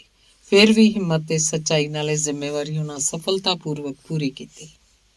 ਜਦੋਂ ਉਹਨਾਂ ਦੇ ਬੇਟੇ ਦਾ ਜਨਮ ਹੋਣ ਵਾਲਾ ਸੀ ਤਾਂ ਉਹਨਾਂ ਕਲਪਨਾ ਕੀਤੀ ਕਿ ਬੱਚੇ ਦਾ ਮੁਹਾਂਦਰਾ ਸਾਹਿਰ ਵਰਗਾ ਹੋਏਗਾ। ਉਹਨਾਂ ਦਾ ਇਹ ਵਿਸ਼ਵਾਸ ਸੀ ਕਿ ਜੇ ਉਹ ਅੱਠੇ ਪੈਰ ਮਨ 'ਚ ਸਾਹਿਰ ਦਾ ਚਿਹਰਾ ਵੇਖਦੇ ਰਹਿਣਗੇ ਤਾਂ ਉਹਨਾਂ ਦਾ ਬੇਟਾ ਸਾਹਿਰ ਵਰਗਾ ਹੀ ਹੋਏਗਾ। ਪਰ ਕਲਪਨਾ ਲੋਕ 'ਚ ਹਮੇਸ਼ਾ ਨਹੀਂ ਜੀਵਿਆ ਜਾ ਸਕਦਾ। ਇੱਕ ਦਿਨ ਬੇਟੇ ਨੇ ਉਹਨਾਂ ਤੋਂ ਸਿੱਧਾ ਸਵਾਲ ਪੁੱਛ ਲਿਆ ਕਿ ਕੀ ਉਹ ਸਾਹਿਰ ਦਾ ਬੇਟਾ ਹੈ। ਉਹਨਾਂ ਵੀ ਸਾਫ਼ ਉੱਤਰ ਦਿੱਤਾ, ਨਹੀਂ। ਉਹਨਾਂ ਨੇ ਬੇਟੇ ਨੂੰ ਸੱਚ ਦੱਸਿਆ ਸੀ, ਪਰ ਉਹ ਇਸ ਸੋਚ ਵਿੱਚ ਵੀ ਪੈ ਗਿਆ ਕਿ ਇਹਨਾਂ ਦੇ ਸੱਚੇ ਜਵਾਬ ਦੇ ਸਾਹਮਣੇ ਉਹ ਕਲਪਿਤ ਸੱਚ ਕੀ ਘੱਟ ਸੱਚਾ ਸੀ। ਜਿੱਥੋਂ ਤੱਕ ਵੀ ਸੰਭਵ ਹੋ ਸਕਿਆ ਅਮਰਤਾ ਨੇ ਆਪਣੇ ਬੱਚਿਆਂ ਨੂੰ ਲੋਕ ਨਿੰਦਿਆ ਤੋਂ ਬਚਾਈ ਰੱਖਿਆ। ਇਮਰੋਜ਼ ਦੇ ਸੁਹਿਰਦ ਵਤੀਰੇ ਕਾਰਨ ਹੀ ਉਹ ਆਪਣੇ ਬੱਚਿਆਂ ਦੇ ਵਧਣ ਫੁੱਲਣ ਤੇ ਪਾਲਣ ਪੋਸ਼ਣ ਲਈ ਸਵੱਛ, ਸੰਤੁਲਿਤ ਤੇ ਸੁਖਦ ਮਾਹੌਲ ਦੇ ਸਕੇ ਸਨ। ਇਮਰੋਜ਼ ਕਹਿੰਦੇ ਹਨ, ਅੰਮ੍ਰਿਤਾ ਦੇ ਬੱਚੇ ਮੇਰੇ ਹੀ ਨੇ। ਮੈਂ ਜੋ ਵੀ ਕੀਤਾ ਆਪਣੇ ਬੱਚਿਆਂ ਲਈ ਕੀਤਾ। ਮੈਂ ਪੁੱਛ ਲਿਆ, ਕੀ ਤੁਹਾਨੂੰ ਆਪਣੇ ਬੱਚਿਆਂ ਦੀ ਇੱਛਾ ਨਹੀਂ ਹੋਈ? ਉਹ ਹੱਸਣ ਲੱਗ ਪਏ, ਬੋਲੇ, ਜਦੋਂ ਅਸੀਂ ਮਿਲੇ ਸੀ ਉਦੋਂ ਬੱਚੇ ਤਾਂ ਪਹਿਲਾਂ ਤੋਂ ਹੀ ਸਨ, ਫਿਰ ਹੋਰ ਬੱਚਿਆਂ ਦੀ ਕੀ ਜ਼ਰੂਰਤ ਸੀ? ਥੋੜ੍ਹੀ ਦੇਰ ਰੁਕ ਕੇ ਉਹ ਕੁਝ ਸੋਚਦੇ ਹੋਏ ਬੋਲੇ, ਅੰਮ੍ਰਿਤਾ ਦੇ ਬੇਟੇ ਦੇ ਵਿਆਹ ਉੱਤੇ ਜਦੋਂ ਕੁਝ ਰਿਸ਼ਤੇਦਾਰਾਂ ਨੂੰ ਇਹ ਠੀਕ ਨਹੀਂ ਲੱਗਾ ਕਿ ਮੈਂ ਵੀ ਬਰਾਤੇ ਜਾਵਾਂ ਤਾਂ ਮੈਂ ਖੁਦ ਹੀ ਜਾਣ ਤੋਂ ਮਨਾ ਕਰ ਦਿੱਤਾ। ਮੈਂ ਜਾਣਦਾ ਸੀ ਕਿ ਸਮਾਜ ਤੇ ਸਵੀਕਾਰ ਕਰਨ ਲਈ ਤਿਆਰ ਨਹੀਂ ਸੀ ਕਿ ਮੈਂ ਅੰਮ੍ਰਿਤਾ ਦਾ ਦੋਸਤ ਹਾਂ ਤੇ ਅਸੀਂ ਇਕੱਠੇ ਰਹਿੰਦੇ ਹਾਂ। ਫਿਰ ਹੱਸਦੇ ਹੋਏ ਬੋਲੇ, ਜੇ ਮੈਂ ਵੀ ਬਰਾਤ ਚਲਿਆ ਜਾਂਦਾ ਤਾਂ ਫਿਰ ਲਾੜੇ ਲਾੜੀ ਦਾ ਕਮਰਾ ਫੁੱਲਾਂ ਨਾਲ ਕੌਣ ਸਜਾਉਂਦਾ? ਚੰਗਾ ਹੀ ਹੋਇਆ ਮੈਂ ਨਹੀਂ ਗਿਆ। ਕਈ ਇਹੋ ਜਿਹੇ ਸਵਾਲ ਸਨ ਜਿਹੜੇ ਅਣਸੁਲਝੇ ਰਹਿ ਗਏ ਸਨ। ਇੱਕ ਮਾਂ ਦੀ ਪੀੜ, ਇੱਕ ਔਰਤ ਦਾ ਦਰਦ, ਬੱਚਿਆਂ ਦਾ ਮਾਨਸਿਕ ਤਸੀਹਾ ਤੇ ਇਮਰੋਜ਼ ਦੀ ਦੁਚਿੱਤੀ ਜਿਵੇਂ ਨਿਖਰ ਕੇ ਸਾਹਮਣੇ ਆ ਗਈ ਸੀ। ਕੀ ਪਤਾ ਕੌਣ ਠੀਕ ਸੀ, ਕੌਣ ਗਲਤ। ਅੰਗ 18ਵਾਂ। ਜਿੰਨੀ ਵੀ ਮੇਰੀ ਅੰਮ੍ਰਿਤਾ ਨਾਲ ਨੇੜਤਾ ਹੋ ਰਹੀ ਸੀ, ਉਹਨਾਂ ਪ੍ਰਤੀ ਮੇਰਾ ਮੋਹ ਓਨਾ ਹੀ ਵੱਧਦਾ ਜਾ ਰਿਹਾ ਸੀ। ਨਾਲ ਦੀ ਨਾਲ ਕਈ ਇਹੋ ਜਿਹੇ ਸਵਾਲ ਵੀ ਮਨ 'ਚ ਆ ਰਹੇ ਸਨ ਜਿਨ੍ਹਾਂ ਦਾ ਜਵਾਬ ਕਦੀ ਮੈਨੂੰ ਮਿਲ ਜਾਂਦਾ ਸੀ ਤੇ ਕਦੀ ਨਹੀਂ ਸੀ। ਪਰ ਅੰਮ੍ਰਿਤਾ ਤੇ ਇਮਰੋਜ਼ ਦੀ ਜ਼ਿੰਦਗੀ ਦੀ ਕਸ਼ਿਸ਼ ਮੈਨੂੰ ਖਿੱਚਣ ਲੱਗ ਪਈ ਸੀ। ਇੱਕ ਵਾਰ ਅੰਮ੍ਰਿਤਾ ਨੇ ਇਮਰੋਜ਼ ਨੂੰ ਕਿਹਾ, ਜੇ ਮੈਨੂੰ ਕੁਝ ਹੋ ਜਾਏ ਤਾਂ ਤੂੰ ਮੁੜ ਘਰ ਗ੍ਰਸਤੀ ਵਸਾ ਲਈ। ਜਵਾਬ 'ਚ ਇਮਰੋਜ਼ ਨੇ ਕਿਹਾ, ਕਿਉਂ? ਮੈਨੂੰ ਤੂੰ ਕੀ ਸਮਝ ਰੱਖਿਆ? ਕਿ ਮੈਂ ਪਾਰਸੀ ਹਾਂ ਕਿ ਮੇਰੇ ਸਰੀਰ ਨੂੰ ਗਿਰਜਾਂ ਸਾਹਮਣੇ ਸੁੱਟ ਦਿੱਤਾ ਜਾਏ ਤੇ ਉਹ ਮੈਨੂੰ ਨੋਚ ਨੋਚ ਕੇ ਖਾ ਲੈਣ? ਤੂੰ ਮੇਰੇ ਹੱਥਾਂ 'ਚ ਮਰ ਨਹੀਂ ਸਕਦੀ। ਆਪਾਂ ਦੋਹਾਂ ਅਜੇ ਪੂਰੀ ਫਿਲਮ ਵੇਖਣੀ ਹੈ। ਮੇਰੇ ਨਾਲ ਵਾਅਦਾ ਕਰਕੇ ਮੇਰਾ ਸਾਥ ਉਦੋਂ ਤੱਕ ਦੇਂਗੀ ਜਦੋਂ ਤੱਕ ਆਪਾਂ ਦੋਵੇਂ ਜਾਣ ਲਈ ਤਿਆਰ ਨਾ ਹੋ ਜਾਈਏ। ਅੰਮ੍ਰਿਤਾ ਦੀ ਸਿਹਤ ਦਿਨ ਬ ਦਿਨ ਖਰਾਬ ਹੋ ਰਹੀ ਸੀ। ਉਹਨਾਂ ਦੀ ਤਬੀਅਤ ਇੰਨੀ ਨਾਕਿਸ ਹੋ ਗਈ ਸੀ ਕਿ ਉਹ ਆਪਣੇ ਆਪ ਉੱਠ ਬੈਠ ਵੀ ਨਹੀਂ ਸੀ ਸਕਦੇ। ਪਾਸਾ ਵੱਟਣ ਲਈ ਵੀ ਉਹਨਾਂ ਨੂੰ ਇਮਰੋਜ਼ ਦੀ ਸਹਾਇਤਾ ਲੈਣੀ ਪੈਂਦੀ। ਇਮਰੋਜ਼ ਆਪਣੇ ਹੱਥਾਂ ਨਾਲ ਹੀ ਉਹਨਾਂ ਨੂੰ ਖਵਾਉਂਦੇ, ਪਵਾਉਂਦੇ, ਨਹਿਲਾਉਂਦੇ ਤੇ ਕੱਪੜੇ ਬਦਲਦੇ। ਸਭ ਉਹ ਇੰਨੇ ਪਿਆਰ ਨਾਲ ਕਰਦੇ ਸੀ ਕਿ ਉਹਨਾਂ ਨੂੰ ਇਹ ਸਭ ਕਰਦਿਆਂ ਮਜ਼ਾ ਆਉਣ ਲੱਗ ਪਿਆ। ਉਹਨਾਂ ਲਈ ਇੱਕ ਛੋਟੇ ਬਾਲ ਨੂੰ ਪਾਲਣ ਪੋਸ਼ਣ ਵਾਂਗ ਸੀ। ਅੰਮ੍ਰਿਤਾ ਬਹੁਤ ਥੋੜ੍ਹਾ ਖਾਂਦੇ ਪੀਂਦੇ ਸਨ। ਜਦੋਂ ਕੁਝ ਦਿਨ ਲਗਾਤਾਰ ਠੀਕ ਤਰ੍ਹਾਂ ਖਾ ਨਹੀਂ ਸਕੇ ਤਾਂ ਡਾਕਟਰ ਨੂੰ ਜਾਪਿਆ ਕਿ ਉਹਨਾਂ ਦੇ ਸਰੀਰ ਵਿੱਚ ਪਾਣੀ ਦੀ ਕਮੀ ਹੋ ਗਈ ਹੈ। ਇਸ ਲਈ ਉਹਨਾਂ ਨੂੰ ਹਸਪਤਾਲ ਦਾਖਲ ਕਰਾਉਣ ਦੀ ਸਲਾਹ ਦਿੱਤੀ ਗਈ। ਅੰਮ੍ਰਿਤਾ ਨੂੰ ਕੁਝ ਦਿਨਾਂ ਲਈ ਇੱਕ ਨੇੜੇ ਦੇ ਨਰਸਿੰਗ ਹੋਮ ਵਿੱਚ ਦਾਖਲ ਕਰਾ ਦਿੱਤਾ ਗਿਆ, ਪਰ ਉਹਨਾਂ ਨੂੰ ਉੱਥੇ ਰਹਿਣਾ ਕਤਈ ਪਸੰਦ ਨਹੀਂ ਆਇਆ। ਤੀਸਰੇ ਦਿਨ ਹੀ ਉਹ ਘਰ ਆਉਣ ਲਈ ਤਰਲੋ ਮੱਛੀ ਹੋਣ ਲੱਗ ਪਏ। ਜਦੋਂ ਉਹਨਾਂ ਨੂੰ ਵਾਪਸ ਲਿਆਂਦਾ ਗਿਆ ਤਾਂ ਬੇਹੱਦ ਕਮਜ਼ੋਰ ਤੇ ਲਾਚਾਰ ਜਿਹੇ ਹੋ ਗਏ ਸੀ। ਉਨੀ ਦਿਨੀ ਹੀਲਿੰਗ ਦਿੰਦਿਆਂ ਹੋਇਆ ਮੈਨੂੰ ਲੱਗਿਆ ਕਿ ਉਹਨਾਂ ਕੋਲੋਂ ਹੀਲਿੰਗ ਵੀ ਠੀਕ ਤਰ੍ਹਾਂ ਨਹੀਂ ਸੀ ਲਈ ਜਾ ਰਹੀ। ਮੈਂ ਆਪਣੀ ਰੇਖੀ ਗੁਰੂ ਸ੍ਰੀਮਤੀ ਰੇਣੂ ਨਾਰੂਲਾ ਨੂੰ ਅੰਮ੍ਰਿਤਾ ਦੀ ਹਾਲਤ ਬਾਰੇ ਦੱਸਿਆ ਤੇ ਉਹਨਾਂ ਤੋਂ ਸਲਾਹ ਮੰਗੀ। ਰੇਣੂ ਵੀ ਮੈਨੂੰ ਅੰਮ੍ਰਿਤਾ ਵਾਂਗ ਹੀ ਬਹੁਤ ਪ੍ਰੇਰਿਤ ਕਰਦੇ ਸਨ। ਆਪਣੇ ਰੁਝੇਵਿਆਂ 'ਚੋਂ ਕੁਝ ਸਮਾਂ ਕੱਢ ਕੇ ਰੇਣੂ ਜੀ ਨੇ ਵੀ ਕਈ ਦਿਨ ਅੰਮ੍ਰਿਤਾ ਜੀ ਨੂੰ ਹੀਲਿੰਗ ਦਿੱਤੀ। ਅੰਮ੍ਰਿਤਾ ਕੁਝ ਰਾਜ਼ੀ ਹੋਣ ਲੱਗ ਪਏ ਸਨ। ਇਮਰੋਜ਼ ਤੇ ਮੈਂ ਦੋਵੇਂ ਇਸ ਕੋਸ਼ਿਸ਼ 'ਚ ਰਹਿੰਦੇ ਸਾਂ ਕਿ ਕਿਸੇ ਨਾ ਕਿਸੇ ਤਰ੍ਹਾਂ ਅੰਮ੍ਰਿਤਾ ਨੂੰ ਆਰਾਮ ਮਿਲੇ। ਇਮਰੋਜ਼ ਨੇ ਕਦੀ ਅੰਮ੍ਰਿਤਾ ਸਾਹਮਣੇ ਆਪਣੇ ਪਿਆਰ ਦਾ ਇਜ਼ਹਾਰ ਨਹੀਂ ਕੀਤਾ ਤੇ ਨਾ ਹੀ ਅੰਮ੍ਰਿਤਾ ਨੇ ਕੀਤਾ। ਇੱਕ ਦਿਨ ਜਦੋਂ ਅੰਮ੍ਰਿਤਾ ਨੂੰ ਬਹੁਤ ਤੇਜ਼ ਬੁਖਾਰ ਸੀ, ਉਹਦੇ ਮੱਥੇ ਨੂੰ ਛੂੰਹਦਿਆਂ ਇਮਰੋਜ਼ ਨੇ ਪੁੱਛਿਆ ਸੀ, ਬਹੁਤ ਤੇਜ਼ ਬੁਖਾਰ ਹੈ ਕੀ? ਤੇ ਫਿਰ ਸ਼ਾਇਦ ਆਪਣੇ ਜੀਵਨ ਦੇ ਖਾਲੀਪਨ ਨੂੰ ਦੂਰ ਕਰਨ ਦੇ ਲਈ ਕਿਹਾ ਸੀ, ਮੇਰੇ ਲਈ ਤੇਰੇ ਵਰਗਾ ਕੋਈ ਨਹੀਂ ਹੈ। ਤੂੰ ਮੇਰੀ ਬੇਟੀ ਹੈ ਤੇ ਮੈਂ ਤੇਰਾ ਪੁੱਤਰ। ਜਿਨ੍ਹਾਂ ਦੇ ਪਿਆਰ ਦਾ ਅਸਮਾਨ ਇੰਨਾ ਵੱਡਾ ਹੋਵੇ, ਇੰਨਾ ਗਹਿਰਾ ਹੋਵੇ, ਉਹਨਾਂ ਦੇ ਪਿਆਰ ਪ੍ਰਤੀ ਲੋਕਾਂ ਦਾ ਇੰਨਾ ਸੰਕੁਚਿਤ ਤੇ ਤੰਗ ਰਵੱਈਆ ਵੇਖ ਕੇ ਹੈਰਾਨੀ ਹੁੰਦੀ ਹੈ। ਅੰਮ੍ਰਿਤਾ ਤਾਂ ਕਹਿੰਦੇ ਹਨ, ਇਮਰੋਜ਼ ਤੋਂ ਹਾਸਲ ਹੋਏ ਸੁੱਖ ਦੇ ਸਾਹਮਣੇ ਮੇਰਾ ਦੁੱਖ, ਮੇਰੀ ਪੀੜ ਹੌਲੀ ਪੈ ਜਾਂਦੀ ਹੈ। ਇਸ ਸੁੱਖ ਨੂੰ ਹਾਸਲ ਕਰਨ ਲਈ ਉਹਨਾਂ ਨੂੰ ਸਮਾਜ ਦੀ ਮਨਜ਼ੂਰੀ ਕਿਉਂ ਲੈਣੀ ਪਵੇ? ਇਮਰੋਜ਼ ਸਵਾਲ ਕਰਦੇ ਹਨ ਕਿ ਜਦੋਂ ਕੋਈ ਆਪਣਾ ਰਾਹ ਚੁਣਦਾ ਹੈ ਤਾਂ ਸਮਾਜ ਉਸ 'ਚ ਦਖਲ ਕਿਉਂ ਦਿੰਦਾ ਹੈ, ਕਿਉਂ ਰੋੜੇ ਅਟਕਾਉਂਦਾ ਹੈ, ਕਿਉਂ ਅੜਿੱਕਾ ਬਣ ਜਾਂਦਾ ਹੈ? ਇਹ ਰੁਕਾਵਟਾਂ ਰਸਤਿਆਂ ਤੇ ਉਹਨਾਂ ਉੱਤੇ ਚੱਲਣ ਵਾਲਿਆਂ ਦੋਹਾਂ ਦਾ ਅਪਮਾਨ ਹੈ। ਅੰਮ੍ਰਿਤਾ ਨੂੰ ਕਿਸੇ ਨੇ ਦੱਸਿਆ ਸੀ ਕਿ ਜਦੋਂ ਉਹ ਪੈਦਾ ਹੋਏ ਸਨ ਤਾਂ ਉਹਨਾਂ ਦੇ ਕਿਸਮਤ ਵਾਲੇ ਸਥਾਨ 'ਚ ਚੰਦਰਮਾ ਸੀ। ਅੰਮ੍ਰਿਤਾ ਕਹਿੰਦੇ ਹਨ, ਫਿਰ ਭਾਗਾਂ ਵਾਲੇ ਥਾਂ ਇਮਰੋਜ਼ ਆ ਗਏ ਤੇ ਉਹ ਤਾਂ ਜਾਣ ਵਾਲੀ ਮਿੱਟੀ ਦੇ ਨਹੀਂ ਸਨ ਬਣੇ ਹੋਏ। ਚੰਦਰਮਾ ਤਾਂ ਕਿਸੇ ਹੋਰ ਮਿੱਟੀ ਦਾ ਬਣਿਆ, ਜਿਹੜਾ ਥਾਂ ਥਾਂ ਘੁੰਮਦਾ ਰਹਿੰਦਾ ਹੈ। ਅੰਮ੍ਰਿਤਾ ਤੇ ਇਮਰੋਜ਼ ਮਜ਼ਾਕ 'ਚ ਰਹਿੰਦੇ ਹਨ। ਮਜ਼ਾਕ 'ਚ ਕਹਿੰਦੇ ਹਨ ਕਿ ਉਹ ਤਾਂ ਰੱਬ ਦੇ ਵਿਆਹ ਆਏ ਹੋਏ ਹਨ। ਵਿਆਹ 'ਚ ਖੂਬ ਰੌਣਕ ਹੈ ਤੇ ਅਸੀਂ ਮੌਜ ਮਸਤੀ ਕਰਨ ਆਏ ਹੋਏ ਹਾਂ। ਸ਼ਾਇਦ ਜ਼ਿੰਦਗੀ ਦਾ ਮੰਤਵ ਹੀ ਇਹੋ ਹੈ ਕਿ ਅਸੀਂ ਇੱਕ ਦੂਸਰੇ ਨੂੰ ਵਧਣ ਫੁੱਲਣ ਦਾ ਅਵਸਰ ਦੇਈਏ, ਖੁਦ ਵੀ ਮੌਜ ਮੇਲਾ ਕਰੀਏ ਤੇ ਦੂਸਰਿਆਂ ਨੂੰ ਵੀ ਕਰਨ ਦੇਈਏ। ਹਾਂ, ਫਰਕ ਸਿਰਫ ਇੰਨਾ ਹੈ ਕਿ ਅੰਮ੍ਰਿਤਾ ਲਾੜੇ ਵੱਲੋਂ ਤੇ ਇਮਰੋਜ਼ ਲਾੜੀ ਵਾਲਿਆਂ ਵੱਲੋਂ ਵਿਆਹ 'ਚ ਸ਼ਰੀਕ ਹੋਏ ਹਨ। ਇਸੇ ਲਈ ਰਿਵਾਜ਼ ਅਨੁਸਾਰ ਇਮਰੋਜ਼ ਨੂੰ ਅੰਮ੍ਰਿਤਾ ਦੀ ਖਾਤਰਦਾਰੀ ਕਰਨੀ ਪਈ। ਦੋਹਾਂ ਨੇ ਜ਼ਿੰਦਗੀ ਦਾ ਹਰ ਕੰਮ ਇਕੱਠਿਆਂ ਕੀਤਾ ਸੀ। ਘਰ ਦੇ ਕੰਮ, ਬੱਚਿਆਂ ਦੀ ਦੇਖਭਾਲ, ਬਾਗਬਾਨੀ, ਖਾਣਾ ਬਣਾਉਣਾ ਆਦਿ। ਇਮਰੋਜ਼ ਬਾਜ਼ਾਰੋਂ ਸਬਜ਼ੀਆਂ ਲੈ ਕੇ ਆਉਂਦੇ, ਅੰਮ੍ਰਿਤਾ ਸਬਜ਼ੀਆਂ ਕੱਟਦੇ। ਇਮਰੋਜ਼ ਮਸਾਲਾ ਤਿਆਰ ਕਰਦੇ, ਅੰਮ੍ਰਿਤਾ ਕੜਛੀ ਫੇਰਦੇ। ਇਮਰੋਜ਼ ਅੱਗ ਬਾਲਦੇ, ਅੰਮ੍ਰਿਤਾ ਰੋਟੀਆਂ ਸੇਕਦੇ। ਦਰਅਸਲ ਇਮਰੋਜ਼ ਨੇ ਹੀ ਅੰਮ੍ਰਿਤਾ ਨੂੰ ਖਾਣਾ ਬਣਾਉਣ ਲਈ ਪ੍ਰੇਰਿਤ ਕੀਤਾ ਸੀ। ਹੋਇਆ ਇਸ ਤਰ੍ਹਾਂ ਕਿ ਬਹੁਤ ਪਹਿਲਾਂ ਦੋਵੇਂ ਪਹਾੜਾਂ 'ਤੇ ਘੁੰਮਣ ਗਏ। ਉਹ ਡਲਹੌਜ਼ੀ ਜਾਣਾ ਚਾਹੁੰਦੇ ਸੀ, ਪਰ ਪਠਾਨਕੋਟ ਪਹੁੰਚ ਕੇ ਉਹਨਾਂ ਸੋਚਿਆ ਕਿ ਕਿਉਂ ਨਾ ਅੰਮ੍ਰਿਤਾ ਦੇ ਚਾਚਾ ਚਾਚੀ ਸ਼ੋਭਾ ਸਿੰਘ ਜੀ ਦੇ ਘਰ ਜਾਇਆ ਜਾਏ। ਸੋ ਰਸਤਾ ਬਦਲ ਕੇ ਦੋਵੇਂ ਉੱਥੇ ਜਾ ਪਹੁੰਚੇ। ਚਾਚੀ ਜੀ ਖੁਦ ਖਾਣਾ ਬਣਾਉਂਦੇ ਸਨ। ਉਹਨਾਂ ਨੇ ਬਹੁਤ ਪ੍ਰਾਹੁਣਚਾਰੀ ਕੀਤੀ। ਉਹਨਾਂ ਨੂੰ ਲੱਗਾ ਕਿ ਬਜ਼ੁਰਗ ਖਾਣਾ ਬਣਾਉਣ ਤੇ ਉਹ ਬੈਠ ਕੇ ਖਾਣੇ ਚੰਗਾ ਨਹੀਂ ਸੀ ਲੱਗਦਾ। ਦੋਹਾਂ ਨੇ ਨਿਰਣਾ ਲੈ ਲਿਆ ਕਿ ਖਾਣਾ ਉਹ ਬਣਾਉਣਗੇ। ਪਹਿਲਾਂ ਤਾਂ ਚਾਚੀ ਜੀ ਨਹੀਂ ਮੰਨੇ, ਫਿਰ ਉਹ ਇਸ ਗੱਲ ਉੱਤੇ ਸਹਿਮਤ ਹੋ ਗਏ ਕਿ ਚਲੋ ਇੱਕ ਡੰਗ ਦਾ ਖਾਣਾ ਬਣਾ ਲੈਣ।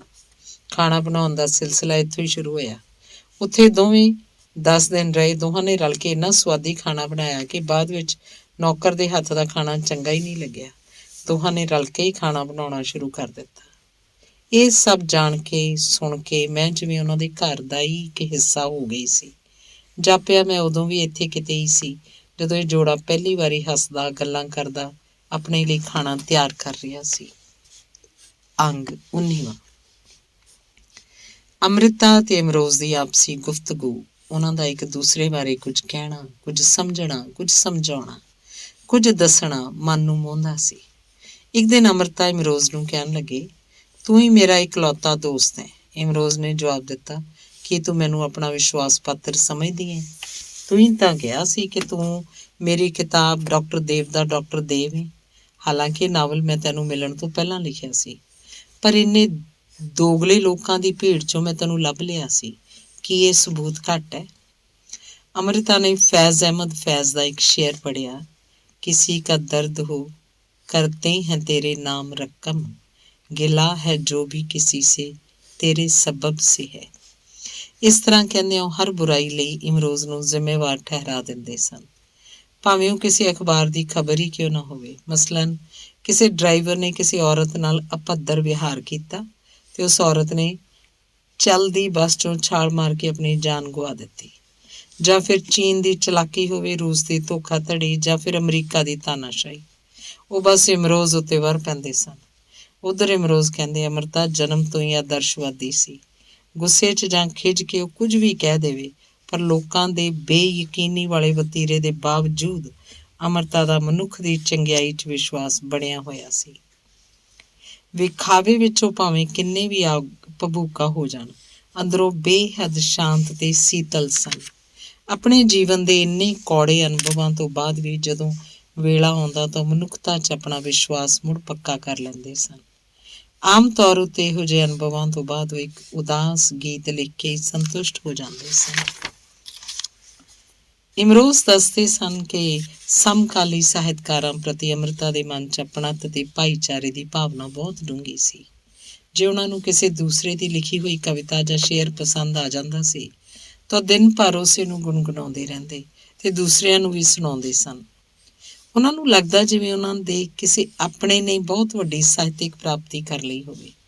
ਇਸ ਤਰ੍ਹਾਂ ਕਰਦਿਆਂ ਉਹ ਸੂਰਜ ਦੀ ਕਿਰਨ ਵਾਂਗ ਲਿਸ਼ਕਣ ਲੱਗ ਪੈਂਦੇ, ਜਦੋਂ ਕਿ ਉਹਨਾਂ ਦੇ ਸਮਕਾਲੀ ਉਹਨਾਂ ਪ੍ਰਤੀ ਈਰਖਾਲੂ ਤੇ ਸੰਕੀਰਨ ਸੋਚ ਰੱਖਦੇ ਸਨ। ਇਮਰੋਜ਼ ਅਨੁਸਾਰ ਅੰਮ੍ਰਿਤਾ ਕਦੀ ਕਿਸੇ ਉੱਤੇ ਆਰਥਿਕ ਤੌਰ ਉੱਤੇ ਨਿਰਭਰ ਹੋਣਾ ਪਸੰਦ ਨਹੀਂ ਸਨ ਕਰਦੇ। ਲਾਹੌਰ 'ਚ ਜਦੋਂ ਅੰਮ੍ਰਿਤਾ ਰੇਡੀਓ ਸਟੇਸ਼ਨ ਉੱਤੇ ਕੰਮ ਕਰਨ ਲਈ ਜਾਂਦੀ ਸੀ ਤਾਂ ਇੱਕ ਦਿਨ ਘਰ ਦੇ ਇੱਕ ਬਜ਼ੁਰਗ ਨੇ ਪੁੱਛਿਆ ਕਿ ਉਹਨਾਂ ਨੂੰ ਇਸ ਕੰਮ ਦੇ ਕਿੰਨੇ ਪੈਸੇ ਮਿਲਦੇ ਹਨ। ਅੰਮ੍ਰਿਤਾ ਨੇ ਜਵਾਬ ਦਿੱਤਾ, 10 ਰੁਪਏ। ਬਜ਼ੁਰਗ ਬੋਲੇ, ਤੂੰ ਮੇਰੇ ਕੋਲੋਂ 20 ਰੁਪਏ ਲੈ ਲਿਆ ਕਰ, ਪਰ ਰੇਡੀਓ ਉੱਤੇ ਕੰਮ ਕਰਨਾ ਛੱਡ ਦੇ। ਅੰਮ੍ਰਿਤਾ ਨਹੀਂ ਮੰਨੇ, ਕਿਉਂਕਿ ਪੈਸੇ ਨਾਲੋਂ ਜ਼ਿਆਦਾ ਉਹਨਾਂ ਨੂੰ ਆਪਣੀ ਆਜ਼ਾਦੀ ਪਸੰਦ ਸੀ, ਆਤਮ ਨਿਰਭਰ ਹੋਣਾ ਪਸੰਦ ਸੀ। ਇੱਕ ਗੱਲ ਉੱਤੇ ਇਮਰੋਜ਼ ਤੇ ਅੰਮ੍ਰਿਤਾ ਪੂਰੇ ਸਹਿਮਤ ਸਨ, ਉਹ ਮੰਨਦੇ ਹਨ ਕਿ ਧਰਮ ਤੇ ਮਾਂ-ਬਾਪ ਦੋਵੇਂ ਹੀ ਬੱਚਿਆਂ ਨੂੰ ਡਰਾ ਧਮਕਾ ਕੇ ਆਪਣੇ ਵੱਸ 'ਚ ਰੱਖਣਾ ਚਾਹੁੰਦੇ ਹਨ, ਪਰ ਉਹ ਇਹ ਭੁੱਲ ਜਾਂਦੇ ਹਨ ਕਿ ਡਰਿਆ ਹੋਇਆ ਬੱਚਾ ਡਰਿਆ ਹੋਇਆ ਸਮਾਜ ਬਣਾਉਂਦਾ ਹੈ ਤੇ ਇਹੋ ਜਿਹੇ ਸਮਾਜ ਵਿੱਚ ਨਰੋਏ ਸੰਬੰਧ ਕਾਇਮ ਨਹੀਂ ਹੋ ਸਕਦੇ। ਚੰਗਾ ਸੰਬੰਧ ਤਾਂ ਹੀ ਬਣਦਾ ਜਦੋਂ ਸਹਿਜ ਹੋਵੇ, ਸੁਭਾਵਿਕ ਹੋਵੇ, ਬਰਾਬਰਤਾ ਦਾ ਹੋਵੇ। ਇਸ ਪ੍ਰਸੰਗ ਵਿੱਚ ਇਮਰੋਜ਼ ਮੰਨਦਾ ਹੈ ਕਿ ਜੇ ਕੋਈ ਕਿਤੇ ਕਿਸੇ ਤੋਂ ਡਰਿਆ ਹੋਇਆ ਹੈ, ਭਾਵੇਂ ਉਹ ਮਾਤਾ ਪਿਤਾ ਹੋਣ ਜਾਂ ਫਿਰ ਰੱਬ, ਤਾਂ ਉਹ ਕਦੀ ਉਸ ਨਾਲ ਪਿਆਰ ਨਹੀਂ ਕਰ ਸਕਦਾ। ਮਾਤਾ ਪਿਤਾ, ਸਮਾਜ ਜਾਂ ਧਰਮ ਦੇ ਦਬਾਅ ਦੇ ਕਾਰਨ ਕੋਈ ਇਸਤਰੀ ਪੁਰਸ਼ ਸੁਤੰਤਰ ਨਹੀਂ ਹੈ। ਇਮਰੋਜ਼ ਅਨੁਸਾਰ ਅੱਜ ਕੱਲ੍ਹ ਆਜ਼ਾਦੀ ਦਾ ਮਨ ਕੇਵਲ ਕੱਪੜੇ ਦਾ ਇੱਕ ਰੰਗੀਨ ਟੁਕੜਾ ਹੈ, ਜਿਹਨੂੰ ਆਜ਼ਾਦ ਮੁਲਕ ਆਪਣੀ ਆਜ਼ਾਦੀ ਨੂੰ ਜ਼ਾਹਰ ਕਰਨ ਲਈ ਝੰਡੇ ਦੇ ਰੂਪ ਵਿੱਚ ਲਹਿਰਾ ਦਿੰਦੇ ਹਨ। ਅੰਗ 20ਵਾਂ। ਅੰਮ੍ਰਿਤਾ ਬਚਪਨ ਤੋਂ ਹੀ ਇਕੱਲੇ ਪਲੇ ਤੇ ਵੱਡੇ ਹੋਏ ਹਨ। ਜਦੋਂ ਸਿਰਫ 10 ਸਾਲ ਦੇ ਸਨ, ਉਹਨਾਂ ਦੀ ਮਾਂ ਦਾ ਦੇਹਾਂਤ ਹੋ ਗਿਆ ਸੀ। ਉਹਨਾਂ ਦਾ ਬਚਪਨ ਵਰਗਾ ਨਹੀਂ ਸੀ। ਉਹਨਾਂ ਦੇ ਪਿਤਾ ਲੇਖਕ ਸਨ। ਉਹ ਰਾਤ ਬਹਿ ਕੇ ਲਿਖਦੇ, ਦਿਨ ਵੇਲੇ ਸੌਂਦੇ ਸਨ। ਘਰ 'ਚ ਕਿਤਾਬਾਂ ਤੇ ਸਿਰਫ ਕਿਤਾਬਾਂ ਹੀ ਸਨ ਤੇ ਉਹ ਜਿਵੇਂ ਉਹਨਾਂ ਕਿਤਾਬਾਂ ਦੀ ਭਾਰ ਹੇਠ ਨੱਪੇ ਗਏ ਸਨ। ਇੱਥੋਂ ਤੱਕ ਕਿ ਕਈ ਵਾਰ ਉਹਨਾਂ ਨੂੰ ਲੱਗਦਾ ਉਹ ਖੁਦ ਵੀ ਇੱਕ ਕਿਤਾਬ ਹਨ, ਪਰ ਕੋਰੀ ਕਿਤਾਬ। ਸੋ ਉਹਨਾਂ ਉਸੇ ਕੋਰੀ ਕਿਤਾਬ ਉੱਤੇ ਲਿਖਣਾ ਸ਼ੁਰੂ ਕਰ ਦਿੱਤਾ। ਉਹਨਾਂ ਦੇ ਪਿਤਾ ਨੇ ਉਹਨਾਂ ਦੀ ਪ੍ਰਤਿਭਾ ਨੂੰ ਪਛਾਣਿਆ, ਉਹਨੂੰ ਸਵਾਰਿਆ, ਤੁਕ ਤੇ ਛੰਦ ਦਾ ਗਿਆਨ ਕਰਵਾਇਆ। ਉਹਨਾਂ ਨੂੰ ਪਰਮਾਤਮਾ ਦੀ ਪ੍ਰਸ਼ੰਸਾ ਦੇ ਗੀਤ ਤੇ ਮਨੁੱਖ ਦੇ ਦੁੱਖ ਦਰਦ ਦੀ ਕਹਾਣੀ ਲਿਖਣ ਲਈ ਪ੍ਰੇਰਿਤ ਕੀਤਾ। ਉਹ ਚਾਹੁੰਦੇ ਸਨ ਕਿ ਅੰਮ੍ਰਿਤਾ ਮੀਰਾਬਾਈ ਵਾਂਗ ਲਿਖੇ, ਪਰ ਇਹ ਨਹੀਂ ਹੋ ਸਕਿਆ। ਅੰਮ੍ਰਿਤਾ ਨੇ ਚੰਨ ਦੇ ਪਰਛਾਵੇਂ ਵਿੱਚੋਂ ਸਿਰਜ ਕੇ ਮਨ ਵਿੱਚ ਇੱਕ ਕਲਪਿਤ ਆਕਾਰ ਬਣਾ ਲਿਆ ਸੀ, ਜਿਹਨੂੰ ਘੰਟਿਆਂ ਬੱਧੀ ਚੰਨ 'ਚ ਨਿਹਾਰਦੇ ਰਹਿੰਦੇ ਸਨ। ਉਹਦਾ ਨਾਂ ਉਹਨਾਂ ਰਾਜਨ ਰੱਖਿਆ ਸੀ। 11 ਸਾਲ ਦੀ ਉਮਰ ਵਿੱਚ ਅੰਮ੍ਰਿਤਾ ਨੇ ਆਪਣੀ ਪਹਿਲੀ ਪ੍ਰੇਮ ਕਵਿਤਾ ਉਸੇ ਰਾਜਨ ਦੇ ਨਾਂ ਲਿਖੀ, ਜਿਹੜੀ ਉਹਨਾਂ ਦੇ ਪਿਤਾ ਨੇ ਅੰਮ੍ਰਿਤਾ ਦੀ ਕਮੀਜ਼ ਦੀ ਜੇਬ 'ਚ ਵੇਖ ਲਈ। ਅੰਮ੍ਰਿਤਾ ਡਰ ਗਏ ਤੇ ਇਹ ਨਹੀਂ ਕਹਿ ਸਕੇ ਕਿ ਇਹ ਕਵਿਤਾ ਉਹਨਾਂ ਨੇ ਲਿਖੀ ਹੈ। ਪਿਤਾ ਨੇ ਉਹਨਾਂ ਦੇ ਚਪੇੜ ਮਾਰੀ, ਇਸ ਲਈ ਨਹੀਂ ਕਿ ਉਹਨਾਂ ਕਵਿਤਾ ਲਿਖੀ, ਸਗੋਂ ਇਸ ਲਈ ਕਿ ਉਹਨਾਂ ਝੂਠ ਬੋਲਿਆ ਸੀ। ਮੇਰੀ ਕਵਿਤਾ ਇਹ ਦੋਸ਼ ਨਹੀਂ ਚੱਲ ਸਕੀ ਕਿ ਉਹਨੇ ਝੂਠ ਬੋਲਿਆ ਸੀ, ਇਸ ਲਈ ਬਿਨਾਂ ਕਿਸੇ ਸੰਗ ਸ਼ਰਮ ਦੇ ਬੇਰੋਕ ਟੋਕ ਫੁੱਟ ਪਈ ਤੇ ਵਹਿ ਤੁਰੀ, ਅੰਮ੍ਰਿਤਾ ਨੇ ਦੱਸਿਆ। ਪੰਜਾਬ ਸਰਕਾਰ ਨੇ ਅੰਮ੍ਰਿਤਾ ਨੂੰ ਲਾਈਫ ਟਾਈਮ ਅਚੀਵਮੈਂਟ ਐਵਾਰਡ ਨਾਲ ਸਨਮਾਨਿਤ ਕੀਤਾ। ਪੰਜਾਬ ਦੇ ਮੁੱਖ ਮੰਤਰੀ ਖੁਦ ਅੰਮ੍ਰਿਤਾ ਨੂੰ ਸਨਮਾਨਿਤ ਕਰਨ ਲਈ ਉਹਨਾਂ ਦੇ ਘਰ ਪਹੁੰਚੇ। ਅੰਮ੍ਰਿਤਾ ਆਪਣੇ ਪਿਤਰੀ ਪ੍ਰਾਂਤ ਦੇ ਦਿੱਤੇ ਸਨਮਾਨ ਨਾਲ ਪ੍ਰਭਾਵਿਤ ਵੀ ਹੋਏ ਤੇ ਭਾਵੁਕ ਵੀ। ਉਸ ਦਿਨ ਉਹ ਬਹੁਤ ਬਿਮਾਰ ਸਨ। ਉਹਨਾਂ ਨੂੰ ਵੀਲ ਚੇਅਰ ਤੇ ਬਿਠਾ ਕੇ ਬੈਠਕ 'ਚ ਲਿਆਂਦਾ ਗਿਆ ਸੀ। ਪੰਜਾਬ ਯੂਨੀਵਰਸਿਟੀ ਦੇ ਵਾਈਸ ਚਾਂਸਲਰ ਤੇ ਪੰਜਾਬ ਤੇ ਦਿੱਲੀ ਦੇ ਨਾਮਵਰ ਲੇਖਕ ਤੇ ਕਵੀ ਵੀ ਉਸ ਵੇਲੇ ਮੌਜੂਦ ਸਨ। ਅੰਮ੍ਰਿਤਾ ਬਹੁਤ ਜਜ਼ਬਾਤੀ ਹੋ ਕੇ ਬੋਲੇ, ਬਹੁਤ ਵਰ੍ਹਿਆਂ ਪਿੱਛੋਂ ਮੇਰੇ ਪੇਕਿਆਂ ਨੇ ਮੈਨੂੰ ਯਾਦ ਕੀਤਾ ਹੈ, ਪਰ ਇੰਨੀ ਦੇਰ ਕਰ ਦਿੱਤੀ ਕਿ ਹੁਣ ਮੈਥੋਂ ਆਪਣੇ ਪੈਰਾਂ ਉੱਤੇ ਖਲੋ ਕੇ ਉਹਨਾਂ ਦਾ ਸਵਾਗਤ ਵੀ ਨਹੀਂ ਕੀਤਾ ਜਾ ਰਿਹਾ। ਪੇਕਿਆਂ ਦੀਆਂ ਯਾਦਾਂ ਨੇ ਇੱਕੋ ਵੇਲੇ ਝੁਰਮਟ ਪਾ ਲਿਆ ਸੀ। ਉਹਨਾਂ ਕੋਲੋਂ ਬੋਲਿਆ ਵੀ ਨਹੀਂ ਸੀ ਜਾ ਰਿਹਾ। ਉਹਨਾਂ ਦੇ ਸ਼ਬਦਾਂ 'ਚੋਂ ਲਾਂਭਾ ਵੀ ਸੀ। ਉਹਨਾਂ ਦੇ ਬਾਬਲ ਦੇ ਸੂਬੇ ਨੇ ਉਹਨਾਂ ਨੂੰ ਠੀਕ ਤਰ੍ਹਾਂ ਪਛਾਣਿਆ ਵੀ, ਪਰ ਬਹੁਤ ਦੇਰ ਨਾਲ। ਮੈਨੂੰ ਅਚਾਨਕ ਆਪਣੇ ਪੰਜਾਬੀ ਹੋਣ ਤੇ ਮਾਣ ਮਹਿਸੂਸ ਹੋਣ ਲੱਗ ਪਿਆ ਸੀ, ਕਿਉਂਕਿ ਮੈਂ ਸਮਝ ਰਹੀ ਸਾਂ ਕਿ ਆਪਣੀ ਮਿੱਟੀ ਤੋਂ ਦੂਰ ਰਹਿਣ ਦਾ ਕੀ ਦੁੱਖ ਹੁੰਦਾ ਹੈ। ਸ਼ਾਇਦ ਇਸੇ ਲਈ ਮੈਂ ਉਸ ਦਿਨ ਪੰਜਾਬ ਦੇ ਸਾਹਿਤਕ ਇਤਿਹਾਸ ਦੇ ਇੱਕ ਅਹਿਮ ਪੰਨੇ ਨੂੰ ਬਹੁਤ ਨੇੜਿਓਂ ਵੇਖਿਆ ਤੇ ਮਹਿਸੂਸ ਕੀਤਾ। ਅੰਗ 21ਵਾਂ। ਸਾਹਿਰ ਦੇ ਨਾਂ ਦੇ ਬਹੁਤ ਖੂਬਸੂਰਤ ਕੈਲੀਗ੍ਰਾਫੀ ਬਣਾ ਕੇ ਇਮਰੋਜ਼ ਨੇ ਉਹਨੂੰ ਆਪਣੇ ਕਮਰੇ ਦੀ ਕੰਧ ਉੱਤੇ ਸਜਾਇਆ ਹੋਇਆ ਹੈ। ਮੈਂ ਹੈਰਾਨ ਹੋਈ। ਉਹ ਕੈਲੀਗ੍ਰਾਫੀ ਵੇਖ ਰਹੀ ਸਾਂ ਕਿ ਇਮਰੋਜ਼ ਨੇ ਭਾਂਪ ਲਿਆ ਕਿ ਮੈਂ ਇੰਨੀ ਹੈਰਾਨ ਕਿਉਂ ਸਾਂ ਤੇ ਕੀ ਪੁੱਛਣਾ ਚਾਹੁੰਦੀ ਸਾਂ। ਤੂੰ ਇਹ ਜਾਣਨਾ ਚਾਹੁੰਦੀ ਹੈ ਨਾ ਕਿ ਮੈਂ ਸਾਹਿਰ ਦੇ ਨਾਂ ਉੱਤੇ ਕੈਲੀਗ੍ਰਾਫ ਕਿਉਂ ਕੀਤਾ ਹੈ? ਉਹਨਾਂ ਮੈਨੂੰ ਪੁੱਛਿਆ। ਤੈਨੂੰ ਪਤਾ ਹੈ, ਜਦੋਂ ਅੰਮ੍ਰਿਤਾ ਕਾਗਜ਼ ਉੱਤੇ ਨਹੀਂ ਸੀ ਲਿਖਦੀ ਤਾਂ ਵੀ ਉਹਦੇ ਸੱਜੇ ਹੱਥ ਦੀ ਪਹਿਲੀ ਉਂਗਲੀ ਲਿਖ ਰਹੀ ਹੁੰਦੀ ਸੀ। ਕੋਈ ਸ਼ਬਦ, ਕੋਈ ਨਾਮ, ਕੁਝ ਵੀ, ਚਾਹੇ ਕਿਸੇ ਦਾ ਵੀ ਹੋਵੇ, ਭਾਵੇਂ ਆਪਣਾ ਹੀ ਹੋਵੇ, ਜਿੱਥੇ ਵੀ ਉਹਦਾ ਹੱਥ ਪਹੁੰਚੇ ਜਾਂ ਨਾ ਪਹੁੰਚੇ, ਜੋ ਵੀ ਉਹਦੇ ਸਾਹਮਣੇ ਆ ਜਾਏ, ਚਾਹੇ ਉਹਦਾ ਗੋਡਾ ਜਾਂ ਮੇਰਾ ਮੋਢਾ, ਉਹਦੇ ਕਮਰੇ ਦੀ ਕੰਧ ਹੋਵੇ ਜਾਂ ਕਿਸੇ ਵੀ ਹੋਰ ਥਾਂ ਦੀਆਂ ਕੰਧਾਂ, ਇੱਥੇ ਉੱਥੇ ਕਿਤੇ ਵੀ, ਇਸ ਨਸਲ ਤੋਂ ਅਗਲੀ ਨਸਲ ਤੱਕ, ਤੇ ਜੇ ਉਹਦੀਆਂ ਉਂਗਲਾਂ ਪੱਤਿਆਂ ਤੇ ਪੌਦਿਆਂ ਤੱਕ ਪਹੁੰਚ ਜਾਣ ਜਾਂ ਫਿਰ ਖੁਸ਼ਬੂ ਤੱਕ ਚਲੀਆਂ ਜਾਣ ਤਾਂ ਉੱਥੇ ਵੀ ਲਿਖਣ ਲੱਗ ਪੈਂਦੀ। ਉਹਨਾਂ ਮੈਨੂੰ ਖੁਦ ਦੱਸਿਆ ਸੀ ਕਿ ਚੰਨ ਵਿੱਚ ਜਿਹੜਾ ਪਰਛਾਵਾਂ ਦਿਸਦਾ ਹੈ ਉਹ ਵੀ ਉਹਨੂੰ ਸ਼ਬਦਾਂ ਵਾਂਗ ਹੀ ਦਿਸਦਾ ਹੈ। ਬਚਪਨ 'ਚ ਉਹਨਾਂ ਦੀ ਉਂਗਲੀ ਉਹਨਾਂ ਹੀ ਪਰਛਾਵਿਆਂ ਵਿੱਚੋਂ ਸ਼ਬਦ ਲੱਭ ਲੈਂਦੀ ਸੀ। ਇਹ ਕਿਸ ਤਰ੍ਹਾਂ ਦੀ ਪ੍ਰਬੰਧ ਸ਼ੈਲੀ ਸੀ? ਇਹ ਕਿਸ ਕਿਸਮ ਦੀ ਤਪੱਸਿਆ ਸੀ?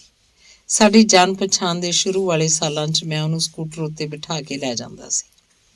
ਇੱਕ ਦਿਨ ਸਕੂਟਰ ਦੀ ਪਿਛਲੀ ਸੀਟ ਉੱਤੇ ਬੈਠੀ ਨੇ ਸਾਹਿਰ ਦਾ ਨਾਂ ਆਪਣੀ ਉਂਗਲ ਨਾਲ ਮੇਰੀ ਪਿੱਠ ਤੇ ਲਿਖ ਦਿੱਤਾ। ਮੈਨੂੰ ਉਸ ਪਲ ਪਤਾ ਚੱਲ ਗਿਆ ਕਿ ਉਹ ਸਾਹਿਰ ਨੂੰ ਕਿੰਨਾ ਪਿਆਰ ਕਰਦੀ ਸੀ, ਤੇ ਜਿਹਨੂੰ ਅੰਮ੍ਰਿਤਾ ਪਿਆਰ ਕਰਦੀ ਹੈ ਉਹਦੀ ਸਾਡੇ ਘਰ 'ਚ, ਸਾਡੇ ਦਿਲ 'ਚ ਇੱਕ ਅਹਿਮ ਥਾਂ ਹੈ। ਇਮਰੋਜ਼ ਨੇ ਸਾਹਿਰ ਦੀ ਕਿਤਾਬ ਦਾ ਸਰਵਰਕ ਬਣਾਇਆ ਸੀ ਤੇ ਉਸ ਕਿਤਾਬ ਦਾ ਨਾਂ ਸੀ ਆਓ ख्वाब बुने। ਸਾਹਿਰ ਬਾਰੇ ਅੰਮ੍ਰਿਤਾ ਦੀਆਂ ਭਾਵਨਾਵਾਂ ਨੂੰ ਜਾਣਦਿਆਂ ਇਮਰੋਜ਼ ਨੇ ਹੱਸ ਕੇ ਕਿਹਾ ਸੀ, ਜਦੋਂ ਕੋਈ ਕਿਸੇ ਦਾ ख्वाब ਬਣ ਹੀ ਨਹੀਂ ਸਕਦਾ ਤਾਂ ख्वाब ਬੁਣਨ ਦਾ ਕੀ ਫਾਇਦਾ। ਸਾਹਿਰ ਦੇ ਨਾਲ ਅੰਮ੍ਰਿਤਾ ਦਾ ਰਿਸ਼ਤਾ ਇੱਕ ਖਾਮੋਸ਼ ਰਿਸ਼ਤਾ ਸੀ, ਮਨ ਦੇ ਪੱਧਰ ਉੱਤੇ। ਉਹਨਾਂ ਵਿਚਕਾਰ ਸਰੀਰਕ ਕੁਝ ਨਹੀਂ ਸੀ ਜਿਹੜਾ ਉਹਨਾਂ ਨੂੰ ਬੰਨ੍ਹ ਸਕਦਾ। ਉਹ ਅੰਮ੍ਰਿਤਾ ਲਈ ਦੇਵ ਛਾਇਆ ਵਾਂਗ ਸੀ, ਐਸਾ ਇਨਸਾਨ ਜਿਹਦੇ ਲੰਮੇ ਪਰਛਾਵੇਂ ਵਿੱਚੋਂ ਅੰਮ੍ਰਿਤਾ ਨੂੰ ਭਰਪੂਰ ਖੁਸ਼ੀ ਤੇ ਜਜ਼ਬਾਤੀ ਖੁਰਾਕ ਮਿਲਦੀ ਸੀ। 14 ਸਾਲ ਤੱਕ ਅੰਮ੍ਰਿਤਾ ਉਹਦੀ ਛਾਂ 'ਚ ਤੁਰਦੀ ਰਹੀ। ਦੋਹਾਂ ਵਿਚਕਾਰ ਇੱਕ ਮੂਕ ਵਾਰਤਾਲਾਪ ਚੱਲਦਾ ਰਿਹਾ। ਉਹ ਆਉਂਦਾ ਤੇ ਅੰਮ੍ਰਿਤਾ ਨੂੰ ਆਪਣੀਆਂ ਨਜ਼ਮਾਂ ਫੜਾ ਕੇ ਚਲਿਆ ਜਾਂਦਾ। ਕਈ ਵਾਰ ਤਾਂ ਅੰਮ੍ਰਿਤਾ ਦੀ ਗਲੀ ਦੀ ਪਾਨ ਦੀ ਦੁਕਾਨ ਤੱਕ ਹੀ ਆਉਂਦਾ, ਪਾਨ ਖਾਂਦਾ, ਸੋਡਾ ਪੀਂਦਾ, ਅੰਮ੍ਰਿਤਾ ਦੀ ਖਿੜਕੀ ਵੱਲ ਇੱਕ ਵਾਰ ਵੇਖ ਕੇ ਪਰਤ ਜਾਂਦਾ। ਸਾਹਿਰ ਅੰਮ੍ਰਿਤਾ ਦੀ ਜ਼ਿੰਦਗੀ ਦਾ ਇੱਕ ਅਹਿਮ ਹਿੱਸਾ ਸੀ। ਅੰਮ੍ਰਿਤਾ ਲਈ ਹਮੇਸ਼ਾ ਚਮਕਣ ਵਾਲਾ ਇੱਕ ਸਿਤਾਰਾ ਸੀ ਉਹ, ਪਰ ਪਹੁੰਚ ਤੋਂ ਬਹੁਤ ਦੂਰ। ਅੰਮ੍ਰਿਤਾ ਨੇ ਖੁਦ ਵੀ ਕਿਹਾ ਸੀ, ਸਾਹਿਰ ਘਰ ਆਉਂਦਾ, ਕੁਰਸੀ ਤੇ ਬੈਠਦਾ, ਇੱਕ ਤੋਂ ਬਾਅਦ ਇੱਕ ਸਿਗਰਟ ਪੀਂਦਾ ਤੇ ਬਚੇ ਹੋਏ ਟੁਕੜੇ ਐਸ਼ਟਰੇ 'ਚ ਛੱਡ ਕੇ ਚਲਾ ਜਾਂਦਾ। ਉਹਦੇ ਜਾਣ ਤੋਂ ਪਿੱਛੋਂ ਅੰਮ੍ਰਿਤਾ ਇੱਕ ਇੱਕ ਟੁਕੜਾ ਚੁੱਕ ਕੇ ਪੀਣ ਲੱਗ ਪੈਂਦੀ। ਇਸ ਤਰ੍ਹਾਂ ਕਰਦਿਆਂ ਉਹਨੂੰ ਸਿਗਰਟ ਪੀਣ ਦੀ ਆਦਤ ਪੈ ਗਈ ਸੀ। ਅੰਮ੍ਰਿਤਾ ਪ੍ਰੀਤਮ ਦੇ ਇੱਕ ਵਿਸ਼ੇਸ਼ ਰੂਪ ਆਕਾਰ 'ਚ ਵਿਸ਼ਵਾਸ ਰੱਖਦੀ ਸੀ। ਅੰਮ੍ਰਿਤਾ ਪਿਆਰ ਦੇ ਇੱਕ ਵਿਸ਼ੇਸ਼ ਰੂਪ ਆਕਾਰ 'ਚ ਵਿਸ਼ਵਾਸ ਰੱਖਦੀ ਸੀ। ਪਿਆਰ ਦੀ ਪਰਿਭਾਸ਼ਾ ਬਾਰੇ ਦੱਸਦਿਆਂ ਉਹਨਾਂ ਇੱਕ ਵਾਰ ਕਿਹਾ ਸੀ, ਇੱਕ ਪ੍ਰੇਮੀ ਦੇ ਦੂਸਰੇ 'ਚ ਲੀਨ ਹੋਣ ਦੀ ਗੱਲ ਮੈਂ ਨਹੀਂ ਮੰਨਦੀ। ਕੋਈ ਕਿਸੇ 'ਚ ਲੀਨ ਨਹੀਂ ਹੁੰਦਾ, ਦੋਵੇਂ ਹੀ ਵੱਖਰੇ ਵੱਖਰੇ ਇਨਸਾਨ ਹਨ। ਇੱਕ ਦੂਸਰੇ ਤੋਂ ਅਲੱਗ ਰਹਿ ਕੇ ਹੀ ਉਹ ਇੱਕ ਦੂਸਰੇ ਨੂੰ ਪਹਿਚਾਣ ਸਕਣਗੇ। ਜੇ ਲੀਨ ਹੋ ਗਏ ਤਾਂ ਪਿਆਰ ਕਿਹਨੂੰ ਕਰੋਗੇ? ਆਪਣਾ ਪੱਖ ਇੱਕ ਨਜ਼ਮ ਰਾਹੀਂ ਪੇਸ਼ ਕਰਦੇ ਹਨ। ਚਾਦਰ ਫਟੇ ਮੈਂ ਟਾਕੀਆਂ ਲਗਾਵਾਂ, ਅੰਬਰ ਫਟੇ ਕੀ ਸੀਣਾ, ਖਾਵੰਦ ਮਰੇ ਹੋਰ ਘਰੀਸਾਂ, ਆਸ਼ਕ ਮਰੇ ਕੀ ਜੀਣਾ। ਇੱਕ ਵਾਰ ਮੈਂ ਇਮਰੋਜ਼ ਨੂੰ ਪੁੱਛਿਆ ਸੀ, ਅੰਮ੍ਰਿਤਾ ਇੰਨੇ ਸਾਲ ਤੱਕ ਸਾਹਿਰ ਦੀ ਯਾਦ 'ਚ ਡੁੱਬੀ ਰਹੀ, ਕੀ ਤੁਹਾਨੂੰ ਕਦੇ ਵੀ ਬੁਰਾ ਨਹੀਂ ਲੱਗਿਆ? ਉਹ ਬੋਲੇ, ਨਹੀਂ, ਮੈਂ ਇਸ ਸੱਚ ਨੂੰ ਮੰਨ ਲਿਆ ਸੀ, ਕਿਸੇ ਹਉ ਭਾਵ ਤੋਂ ਬਿਨਾਂ, ਕਿਸੇ ਤਰਕ ਤੋਂ ਬਿਨਾਂ, ਕਿਸੇ ਬਨਾਵਟ ਤੋਂ ਬਿਨਾਂ, ਕਿਸੇ ਜ਼ਰਬ ਤਕਸੀਮ ਤੋਂ ਬਿਨਾਂ। ਜਦੋਂ ਕੋਈ ਪਿਆਰ ਕਰਦਾ ਹੈ ਤਾਂ ਕੋਈ ਮੁਸ਼ਕਿਲ ਨਹੀਂ ਆਉਂਦੀ। ਜਦੋਂ ਕੋਈ ਸਹਿਜ ਭਾਅ 'ਚ ਜਿਉਂਦਾ ਹੈ ਤਾਂ ਫਿਰ ਕਿਹੜੀ ਮੁਸ਼ਕਿਲ। ਸਹਿਜ ਭਾਅ ਤੋਂ ਉਹਨਾਂ ਦਾ ਕੀ ਮੰਤਵ ਸੀ, ਮੈਂ ਪੁੱਛਿਆ ਤਾਂ ਉਹਨਾਂ ਇੱਕ ਕਹਾਣੀ ਸੁਣਾਈ। ਇੱਕ ਪਿੰਡ 'ਚ ਇੱਕ ਫਕੀਰ ਰਹਿਣ ਆਇਆ। ਉਹ ਇੱਕ ਰੁੱਖ ਹੇਠ ਬੈਠ ਕੇ ਅੰਤਰ ਧਿਆਨ ਹੁੰਦਾ। ਪਿੰਡ ਵਾਲੇ ਆਪਣੀ ਹੈਸੀਅਤ ਅਨੁਸਾਰ ਕੁਛ ਨਾ ਕੁਛ ਫਕੀਰ ਨੂੰ ਦੇ ਜਾਂਦੇ, ਉਹਦਾ ਗੁਜ਼ਾਰਾ ਹੋ ਜਾਂਦਾ। ਉਨੀ ਦਿਨੀ ਉੱਥੋਂ ਦੇ ਜ਼ਿਮੀਂਦਾਰ ਦੀ ਧੀ ਕਿਸੇ ਨੂੰ ਪਿਆਰ ਕਰਨ ਲੱਗ ਪਈ ਤੇ ਬਿਨਾਂ ਵਿਆਹ ਤੋਂ ਹੀ ਉਹਦੇ ਬੱਚੇ ਦੀ ਮਾਂ ਬਣ ਗਈ। ਜ਼ਿਮੀਂਦਾਰ ਦੀ ਬਹੁਤ ਬਦਨਾਮੀ ਹੋਈ। ਪਿੰਡ ਵਾਲਿਆਂ ਨੂੰ ਵੀ ਬਹੁਤ ਗੁੱਸਾ ਚੜਿਆ। ਘਰ ਵਾਲਿਆਂ ਨੇ ਕੁੜੀ ਤੋਂ ਉਸ ਆਦਮੀ ਦਾ ਨਾਮ ਪੁੱਛਿਆ ਜਿਹਨੇ ਕੁੜੀ ਦੀ ਇੱਜ਼ਤ ਲੁੱਟੀ ਸੀ। ਘਰ ਵਾਲਿਆਂ ਦੇ ਡਰ ਤੋਂ ਕੁੜੀ ਨੇ ਪ੍ਰੇਮੀ ਦਾ ਨਾਂ ਨਹੀਂ ਦੱਸਿਆ। ਉਹਨੂੰ ਡਰ ਸੀ ਕਿ ਪਿੰਡ ਵਾਲੇ ਉਹਨੂੰ ਜਾਨੋਂ ਮਾਰ ਦੇਣਗੇ। ਜਦੋਂ ਘਰ ਵਾਲੇ ਨਹੀਂ ਮੰਨੇ ਤਾਂ ਉਹਨੇ ਫਕੀਰ ਦਾ ਨਾਂ ਲੈ ਦਿੱਤਾ। ਪਿੰਡ ਵਾਲਿਆਂ ਨੇ ਇਹ ਜਾਣ ਕੇ ਫਕੀਰ ਦੀ ਬਹੁਤ ਮਾਰ ਕੁੱਟ ਕੀਤੀ ਤੇ ਨਜਾਇਜ਼ ਬੱਚਾ ਵੀ ਉਸੇ ਨੂੰ ਸੌਂਪ ਦਿੱਤਾ। ਫਕੀਰ ਨੇ ਚੁੱਪਚਾਪ ਬੱਚੇ ਨੂੰ ਰੱਖ ਲਿਆ। ਬਿਨਾਂ ਕੁਝ ਕਹੇ ਬੱਚੇ ਨੂੰ ਅਪਣਾ ਲਿਆ, ਉਹਨੂੰ ਬਾਹਾਂ 'ਚ ਚੁੱਕ ਲਿਆ। ਪਰ ਫਕੀਰ ਤਾਂ ਫਕੀਰ ਹੀ ਸੀ, ਉਹਦੇ ਕੋਲ ਤਾਂ ਆਪਣੇ ਖਾਣ ਲਈ ਵੀ ਕੁਝ ਨਹੀਂ ਸੀ। ਉਹ ਬੱਚੇ ਨੂੰ ਕਿਵੇਂ ਪਾਲਦਾ? ਉਹ ਘਰ ਘਰ ਜਾ ਕੇ ਭੀਖ ਮੰਗਦਾ, ਪਰ ਉਸ ਲਈ ਹੁਣ ਪਿੰਡ ਵਾਲਿਆਂ ਦੇ ਸਾਰੇ ਬੂਹੇ ਬੰਦ ਹੋ ਗਏ ਸਨ। ਇੱਕ ਦਿਨ ਜਦੋਂ ਫਕੀਰ ਰੋਂਦੇ ਕੁਰਲਾਉਂਦੇ ਬੱਚੇ ਨੂੰ ਲੈ ਕੇ ਜ਼ਿਮੀਂਦਾਰ ਦੇ ਘਰ ਦੇ ਅੱਗੋਂ ਦੀ ਲੰਘ ਰਿਹਾ ਸੀ ਤਾਂ ਬੱਚੇ ਦੀ ਮਾਂ ਤੋਂ ਰਿਹਾ ਨਹੀਂ ਗਿਆ। ਉਹਨੇ ਦੌੜ ਕੇ ਬੱਚੇ ਨੂੰ ਆਪਣੀ ਗੋਦ 'ਚ ਲੈ ਲਿਆ। ਪੱਲੂ ਨਾਲ ਢੱਕ ਕੇ ਉਹ ਬੱਚੇ ਨੂੰ ਦੁੱਧ ਪਿਆਉਣ ਲੱਗ ਪਈ ਤੇ ਉਹਨੇ ਰੋਂਦਿਆਂ ਰੋਂਦਿਆਂ ਇਹ ਵੀ ਦੱਸ ਦਿੱਤਾ ਕਿ ਇਹ ਬੱਚਾ ਫਕੀਰ ਦਾ ਨਹੀਂ ਬਲਕਿ ਉਹਦੀ ਪ੍ਰੇਮੀ ਦਾ ਹੈ। ਪਿੰਡ ਵਾਲੇ ਬਹੁਤ ਪਛਤਾਏ। ਸਾਰਿਆਂ ਨੇ ਫਕੀਰ ਕੋਲੋਂ ਮਾਫ਼ੀ ਮੰਗੀ। ਵੇਖਿਆ, ਫਕੀਰ ਨੇ ਬੱਚੇ ਨੂੰ ਵੀ ਅਪਣਾ ਲਿਆ ਤੇ ਦੂਜੇ ਦਾ ਇਲਜ਼ਾਮ ਵੀ ਆਪਣੇ ਸਿਰ ਲੈ ਲਿਆ। ਇਹੀ ਸਹਿਜ ਭਾਵ ਹੈ। ਜਿਹਨੂੰ ਕਿਸੇ ਗੱਲ ਨਾਲ ਕੋਈ ਫਰਕ ਹੀ ਨਾ ਪਵੇ ਉਹੀ ਸਹਿਜ ਹੋ ਸਕਦਾ ਹੈ, ਇਮਰੋਜ਼ ਬੋਲਿਆ। ਪਰ ਇਸ ਤਰ੍ਹਾਂ ਹੋ ਜਾਣਾ ਕਿੰਨਾ ਕਠਿਨ ਹੈ। ਸ਼ਾਇਦ ਇਸ ਤਰ੍ਹਾਂ ਹੋ ਜਾਣ ਨਾਲ ਵਿਅਕਤੀ ਅਧਿਆਤਮਕ ਪੱਧਰ ਤੇ ਬਹੁਤ ਉੱਚਾ ਹੋ ਜਾਂਦਾ ਹੈ। ਇੱਕ ਵਾਰ ਹੋਰ ਮੈਂ ਇਸ ਤਰ੍ਹਾਂ ਹੀ ਗੱਲਾਂ 'ਚ ਇਮਰੋਜ਼ ਨੂੰ ਪੁੱਛਿਆ ਸੀ, ਅਮਰਤਾ ਜੀ ਨੂੰ ਇੰਨੀ ਸ਼ੋਹਰਤ ਮਿਲੀ ਹੈ ਕਿ ਤੁਹਾਡਾ ਕਦੀ ਮਨ ਨਹੀਂ ਕਰਦਾ ਕਿ ਤੁਹਾਨੂੰ ਵੀ ਓਨਾ ਹੀ ਮਾਣ ਸਨਮਾਨ ਤੇ ਪ੍ਰਸ਼ੰਸਾ ਹਾਸਲ ਹੋਵੇ? ਤੈਨੂੰ ਪਤਾ ਉਮਾ, ਉਸ ਸ਼ੋਅ ਨੂੰ ਕਦੀ ਕਿਸੇ ਸੰਸਥਾ ਜਾਂ ਸਰਕਾਰ ਨੇ ਟੈਲੀਵਿਜ਼ਨ ਉੱਤੇ ਪ੍ਰੋਗਰਾਮ ਦੇਣ, ਕਿਸੇ ਇਕੱਠ ਨੂੰ ਸੰਬੋਧਨ ਕਰਨ ਜਾਂ ਕੋਈ ਇਨਾਮ ਦੇਣ ਲਈ ਸੱਦਾ ਨਹੀਂ ਭੇਜਿਆ। ਫਿਰ ਵੀ ਦੁਨੀਆ ਦੇ ਹਰ ਕੋਨੇ 'ਚ ਲੱਖਾਂ ਲੋਕ ਉਹਨਾਂ ਨੂੰ ਪੜ੍ਹਦੇ ਨੇ ਤੇ ਦੁਨੀਆ ਵਿੱਚ ਲਗਭਗ ਸਾਰੀਆਂ ਭਾਸ਼ਾਵਾਂ 'ਚ ਉਹਨਾਂ ਦੇ ਅਨੁਵਾਦ ਹੋ ਚੁੱਕੇ ਨੇ। ਫਿਰ ਨਿੱਕੀ ਜਿਹੀ ਚੁੱਪ ਤੋਂ ਬਾਅਦ ਉਹ ਬੋਲੇ, ਹੁਣ ਤੂੰ ਹੀ ਦੱਸ, ਉਹਨਾਂ ਨੂੰ ਪ੍ਰਸ਼ੰਸਾ ਮਿਲੀ ਕਿ ਨਹੀਂ ਮਿਲੀ? ਇਸ ਸਭ ਦਾ ਕੀ ਮਾਨਾ ਹੋਇਆ? ਫਿਰ ਉਹ ਆਪਣਾ ਨਜ਼ਰੀਆ ਇਹ ਕਵਿਤਾ ਰਾਹੀਂ ਸਪਸ਼ਟ ਕਰਨ ਲੱਗੇ। ਮੈਂ ਇੱਕ ਲੋਕ ਗੀਤ ਬੇਨਾਮ ਹਵਾ 'ਚ ਖੜਾ, ਹਵਾ ਦਾ ਹਿੱਸਾ, ਜਿਹਨੂੰ ਚੰਗਾ ਲੱਗਾ ਉਹ ਯਾਦ ਬਣਾ ਲਵੇ, ਜਿਹਨੂੰ ਹੋਰ ਚੰਗਾ ਲੱਗਾ ਉਹ ਅਪਣਾ ਲਵੇ, ਤੇ ਜਿਹਦਾ ਜੀ ਕਰੇ ਉਹ ਗਾ ਵੀ ਲਵੇ। ਮੈਂ ਇੱਕ ਲੋਕ ਗੀਤ, ਸਿਰਫ ਲੋਕ ਗੀਤ, ਜਿਹਨੂੰ ਨਾਂ ਦੀ ਕਦੀ ਲੋੜ ਨਹੀਂ ਹੁੰਦੀ। ਪਿਆਰ ਦੇ ਕਿੰਨੇ ਰੰਗ ਹਨ, ਕਿੰਨੀਆਂ ਦਿਸ਼ਾਵਾਂ ਹਨ ਤੇ ਕਿੰਨੀਆਂ ਸੀਮਾਵਾਂ ਹਨ। ਅੰਗ 22। ਇੱਕ ਸਾਹਿਤਿਕ ਗੋਸ਼ਟੀ 'ਚ ਅਮ੍ਰਿਤਾ ਪ੍ਰੀਤਮ ਦਾ ਜ਼ਿਕਰ ਕਰਦੇ ਹੋਏ ਕਿਸੇ ਲੇਖਕ ਦੇ ਮੂੰਹੋਂ ਮੈਂ ਸੁਣਿਆ, Imroz, that Amrita's kept man। ਮੈਨੂੰ ਇਸ ਤਰ੍ਹਾਂ ਲੱਗਾ ਜਿਵੇਂ ਕਿਸੇ ਨੇ ਭਾਰੇ ਹਥੌੜੇ ਨੂੰ ਇੱਕ ਨਾਜ਼ੁਕ ਜਿਹੀ ਖੂਬਸੂਰਤ ਚੀਜ਼ ਉੱਤੇ ਮਾਰ ਦਿੱਤਾ ਹੋਵੇ। ਮੈਨੂੰ ਆਪਣਾ ਜ਼ਬਤ ਜਵਾਬ ਦਿੰਦਾ ਜਾਪਿਆ। ਮੈਂ ਪਰੇਸ਼ਾਨ ਹੋ ਗਈ। ਕੀ ਹੁੰਦਾ ਕੈਪਟ ਮੈਨ ਜਾਂ ਕੈਪਟ ਵੂਮਨ ਦਾ ਅਰਥ? ਉਹ ਔਰਤ ਜੋ ਆਪਣੇ ਸਾਥੀ ਉੱਤੇ ਆਰਥਿਕ ਰੂਪ 'ਚ ਨਿਰਭਰ ਹੋਵੇ, ਸਮਾਜਿਕ ਰੂਪ 'ਚ ਕਮਜ਼ੋਰ ਹੋਵੇ, ਨਿਮਨ ਪੱਧਰ ਦਾ ਹੋਵੇ, ਜਾਂ ਫਿਰ ਉਹਦੀ ਸੋਚ ਆਪਣੇ ਸਾਥੀ ਦੀ ਤੁਲਨਾ 'ਚ ਨਿਰਬਲ ਹੋਵੇ, ਜਿਸ ਕਾਰਨ ਉਹਦਾ ਸਾਥੀ ਆਪਣੇ ਸਵਾਰਥ ਪੂਰਤੀ ਲਈ ਉਹਨੂੰ ਅਧੀਨ ਰੱਖੇ, ਜਾਂ ਫਿਰ ਕੈਪਟ ਪਾਰਟਨਰ ਉੱਤੇ ਦੂਸਰਾ ਸਾਥੀ ਸੈਕਸੁਅਲੀ ਜਾਂ ਕਿਸੇ ਹੋਰ ਢੰਗ ਨਾਲ ਪੂਰੀ ਤਰ੍ਹਾਂ ਹਾਵੀ ਹੋਵੇ। ਅਮ੍ਰਿਤਾ ਤੇ ਇਮਰੋਜ਼ ਦੇ ਰਿਸ਼ਤੇ 'ਚ ਤਾਂ ਇਹੋ ਜਿਹਾ ਕੁਝ ਵੀ ਨਹੀਂ ਸੀ ਦਿਸ ਰਿਹਾ। 50ਵੇਂ ਦਹਾਕੇ 'ਚ ਜਦੋਂ ਇਮਰੋਜ਼ ਅਮ੍ਰਿਤਾ ਨੂੰ ਮਿਲੇ ਸਨ ਤਾਂ ਅਮ੍ਰਿਤਾ ਨਾਲੋਂ ਲਗਭਗ 12 ਗੁਣਾ ਵੱਧ ਕਮਾਉਂਦੇ ਸਨ। ਉਹਨਾਂ ਦੀ ਤਨਖਾਹ 1400 ਰੁਪਏ ਸੀ ਤੇ ਅਮ੍ਰਿਤਾ ਦੀ 125 ਰੁਪਏ। ਇਮਰੋਜ਼ ਹੀ ਅਮ੍ਰਿਤਾ ਨੂੰ ਆਪਣੇ ਸਕੂਟਰ ਉੱਤੇ ਘੁਮਾਉਣ ਲਈ ਲੈ ਕੇ ਜਾਂਦੇ ਸਨ। ਇਮਰੋਜ਼ ਉੱਤੇ ਆਪਣੀ ਕਿਸੇ ਜ਼ਿੰਮੇਵਾਰੀ ਦਾ ਬੋਝ ਨਹੀਂ ਸੀ। ਅਮ੍ਰਿਤਾ ਸ਼ਾਦੀशुदा ਸੀ। ਉਹਨਾਂ ਦੇ 2 ਬੱਚੇ ਸਨ, ਇੱਕ ਆਪਣਾ ਤੇ ਇੱਕ ਗੋਦ ਲਿਆ ਹੋਇਆ। ਇਮਰੋਜ਼ ਇੱਕ ਚੰਗੇ ਪੇਂਟਰ ਸਨ। ਮੁੰਬਈ ਦੀ ਫਿਲਮੀ ਦੁਨੀਆ ਦੇ ਲੋਕ ਉਹਨਾਂ ਤੋਂ ਪ੍ਰਭਾਵਿਤ ਸਨ, ਯਾਨੀ ਪ੍ਰੋਫੈਸ਼ਨਲੀ ਉਹ ਡਿਮਾਂਡ ਵਿੱਚ ਸਨ। ਉਹ ਸੁਲਝੀ ਹੋਈ ਸੋਚ ਤੇ ਪ੍ਰਭਾਵਸ਼ਾਲੀ ਸ਼ਖਸੀਅਤ ਦੇ ਮਾਲਕ ਸਨ। ਉਹਨਾਂ ਦੀ ਆਪਣੀ ਪਛਾਣ ਸੀ। ਇੱਕ ਤਰ੍ਹਾਂ ਨਾਲ ਵੇਖਿਆ ਜਾਏ ਤਾਂ ਕਿਸੇ ਦੇ ਕੈਪਟ ਮੈਨ ਹੋ ਹੀ ਨਹੀਂ ਸਨ ਸਕਦੇ। ਹਾਲਾਂਕਿ ਅਮ੍ਰਿਤਾ ਨੇ ਆਪਣੀ ਪਛਾਣ ਹਾਲੇ ਬਣਾਉਣੀ ਸੀ, ਲੇਖਿਕਾ ਦੇ ਰੂਪ ਵਿੱਚ ਵੀ ਤੇ ਵਿਅਕਤੀ ਦੇ ਰੂਪ ਵਿੱਚ ਵੀ। ਇਮਰੋਜ਼ ਨੇ ਅਮ੍ਰਿਤਾ ਦੇ ਨਾਲ 40 ਸਾਲਾਂ ਤੋਂ ਵੱਧ ਵਕਤ ਗੁਜ਼ਾਰਿਆ ਸੀ। ਇਸ ਪੂਰੇ ਸਮੇਂ 'ਚ ਉਹਨਾਂ ਨੇ ਅਮ੍ਰਿਤਾ ਦੀ ਕਮਾਈ ਦਾ ਕਦੀ ਇੱਕ ਪੈਸਾ ਵੀ ਆਪਣੀਆਂ ਲੋੜਾਂ ਦੀ ਪੂਰਤੀ ਲਈ ਨਹੀਂ ਵਰਤਿਆ।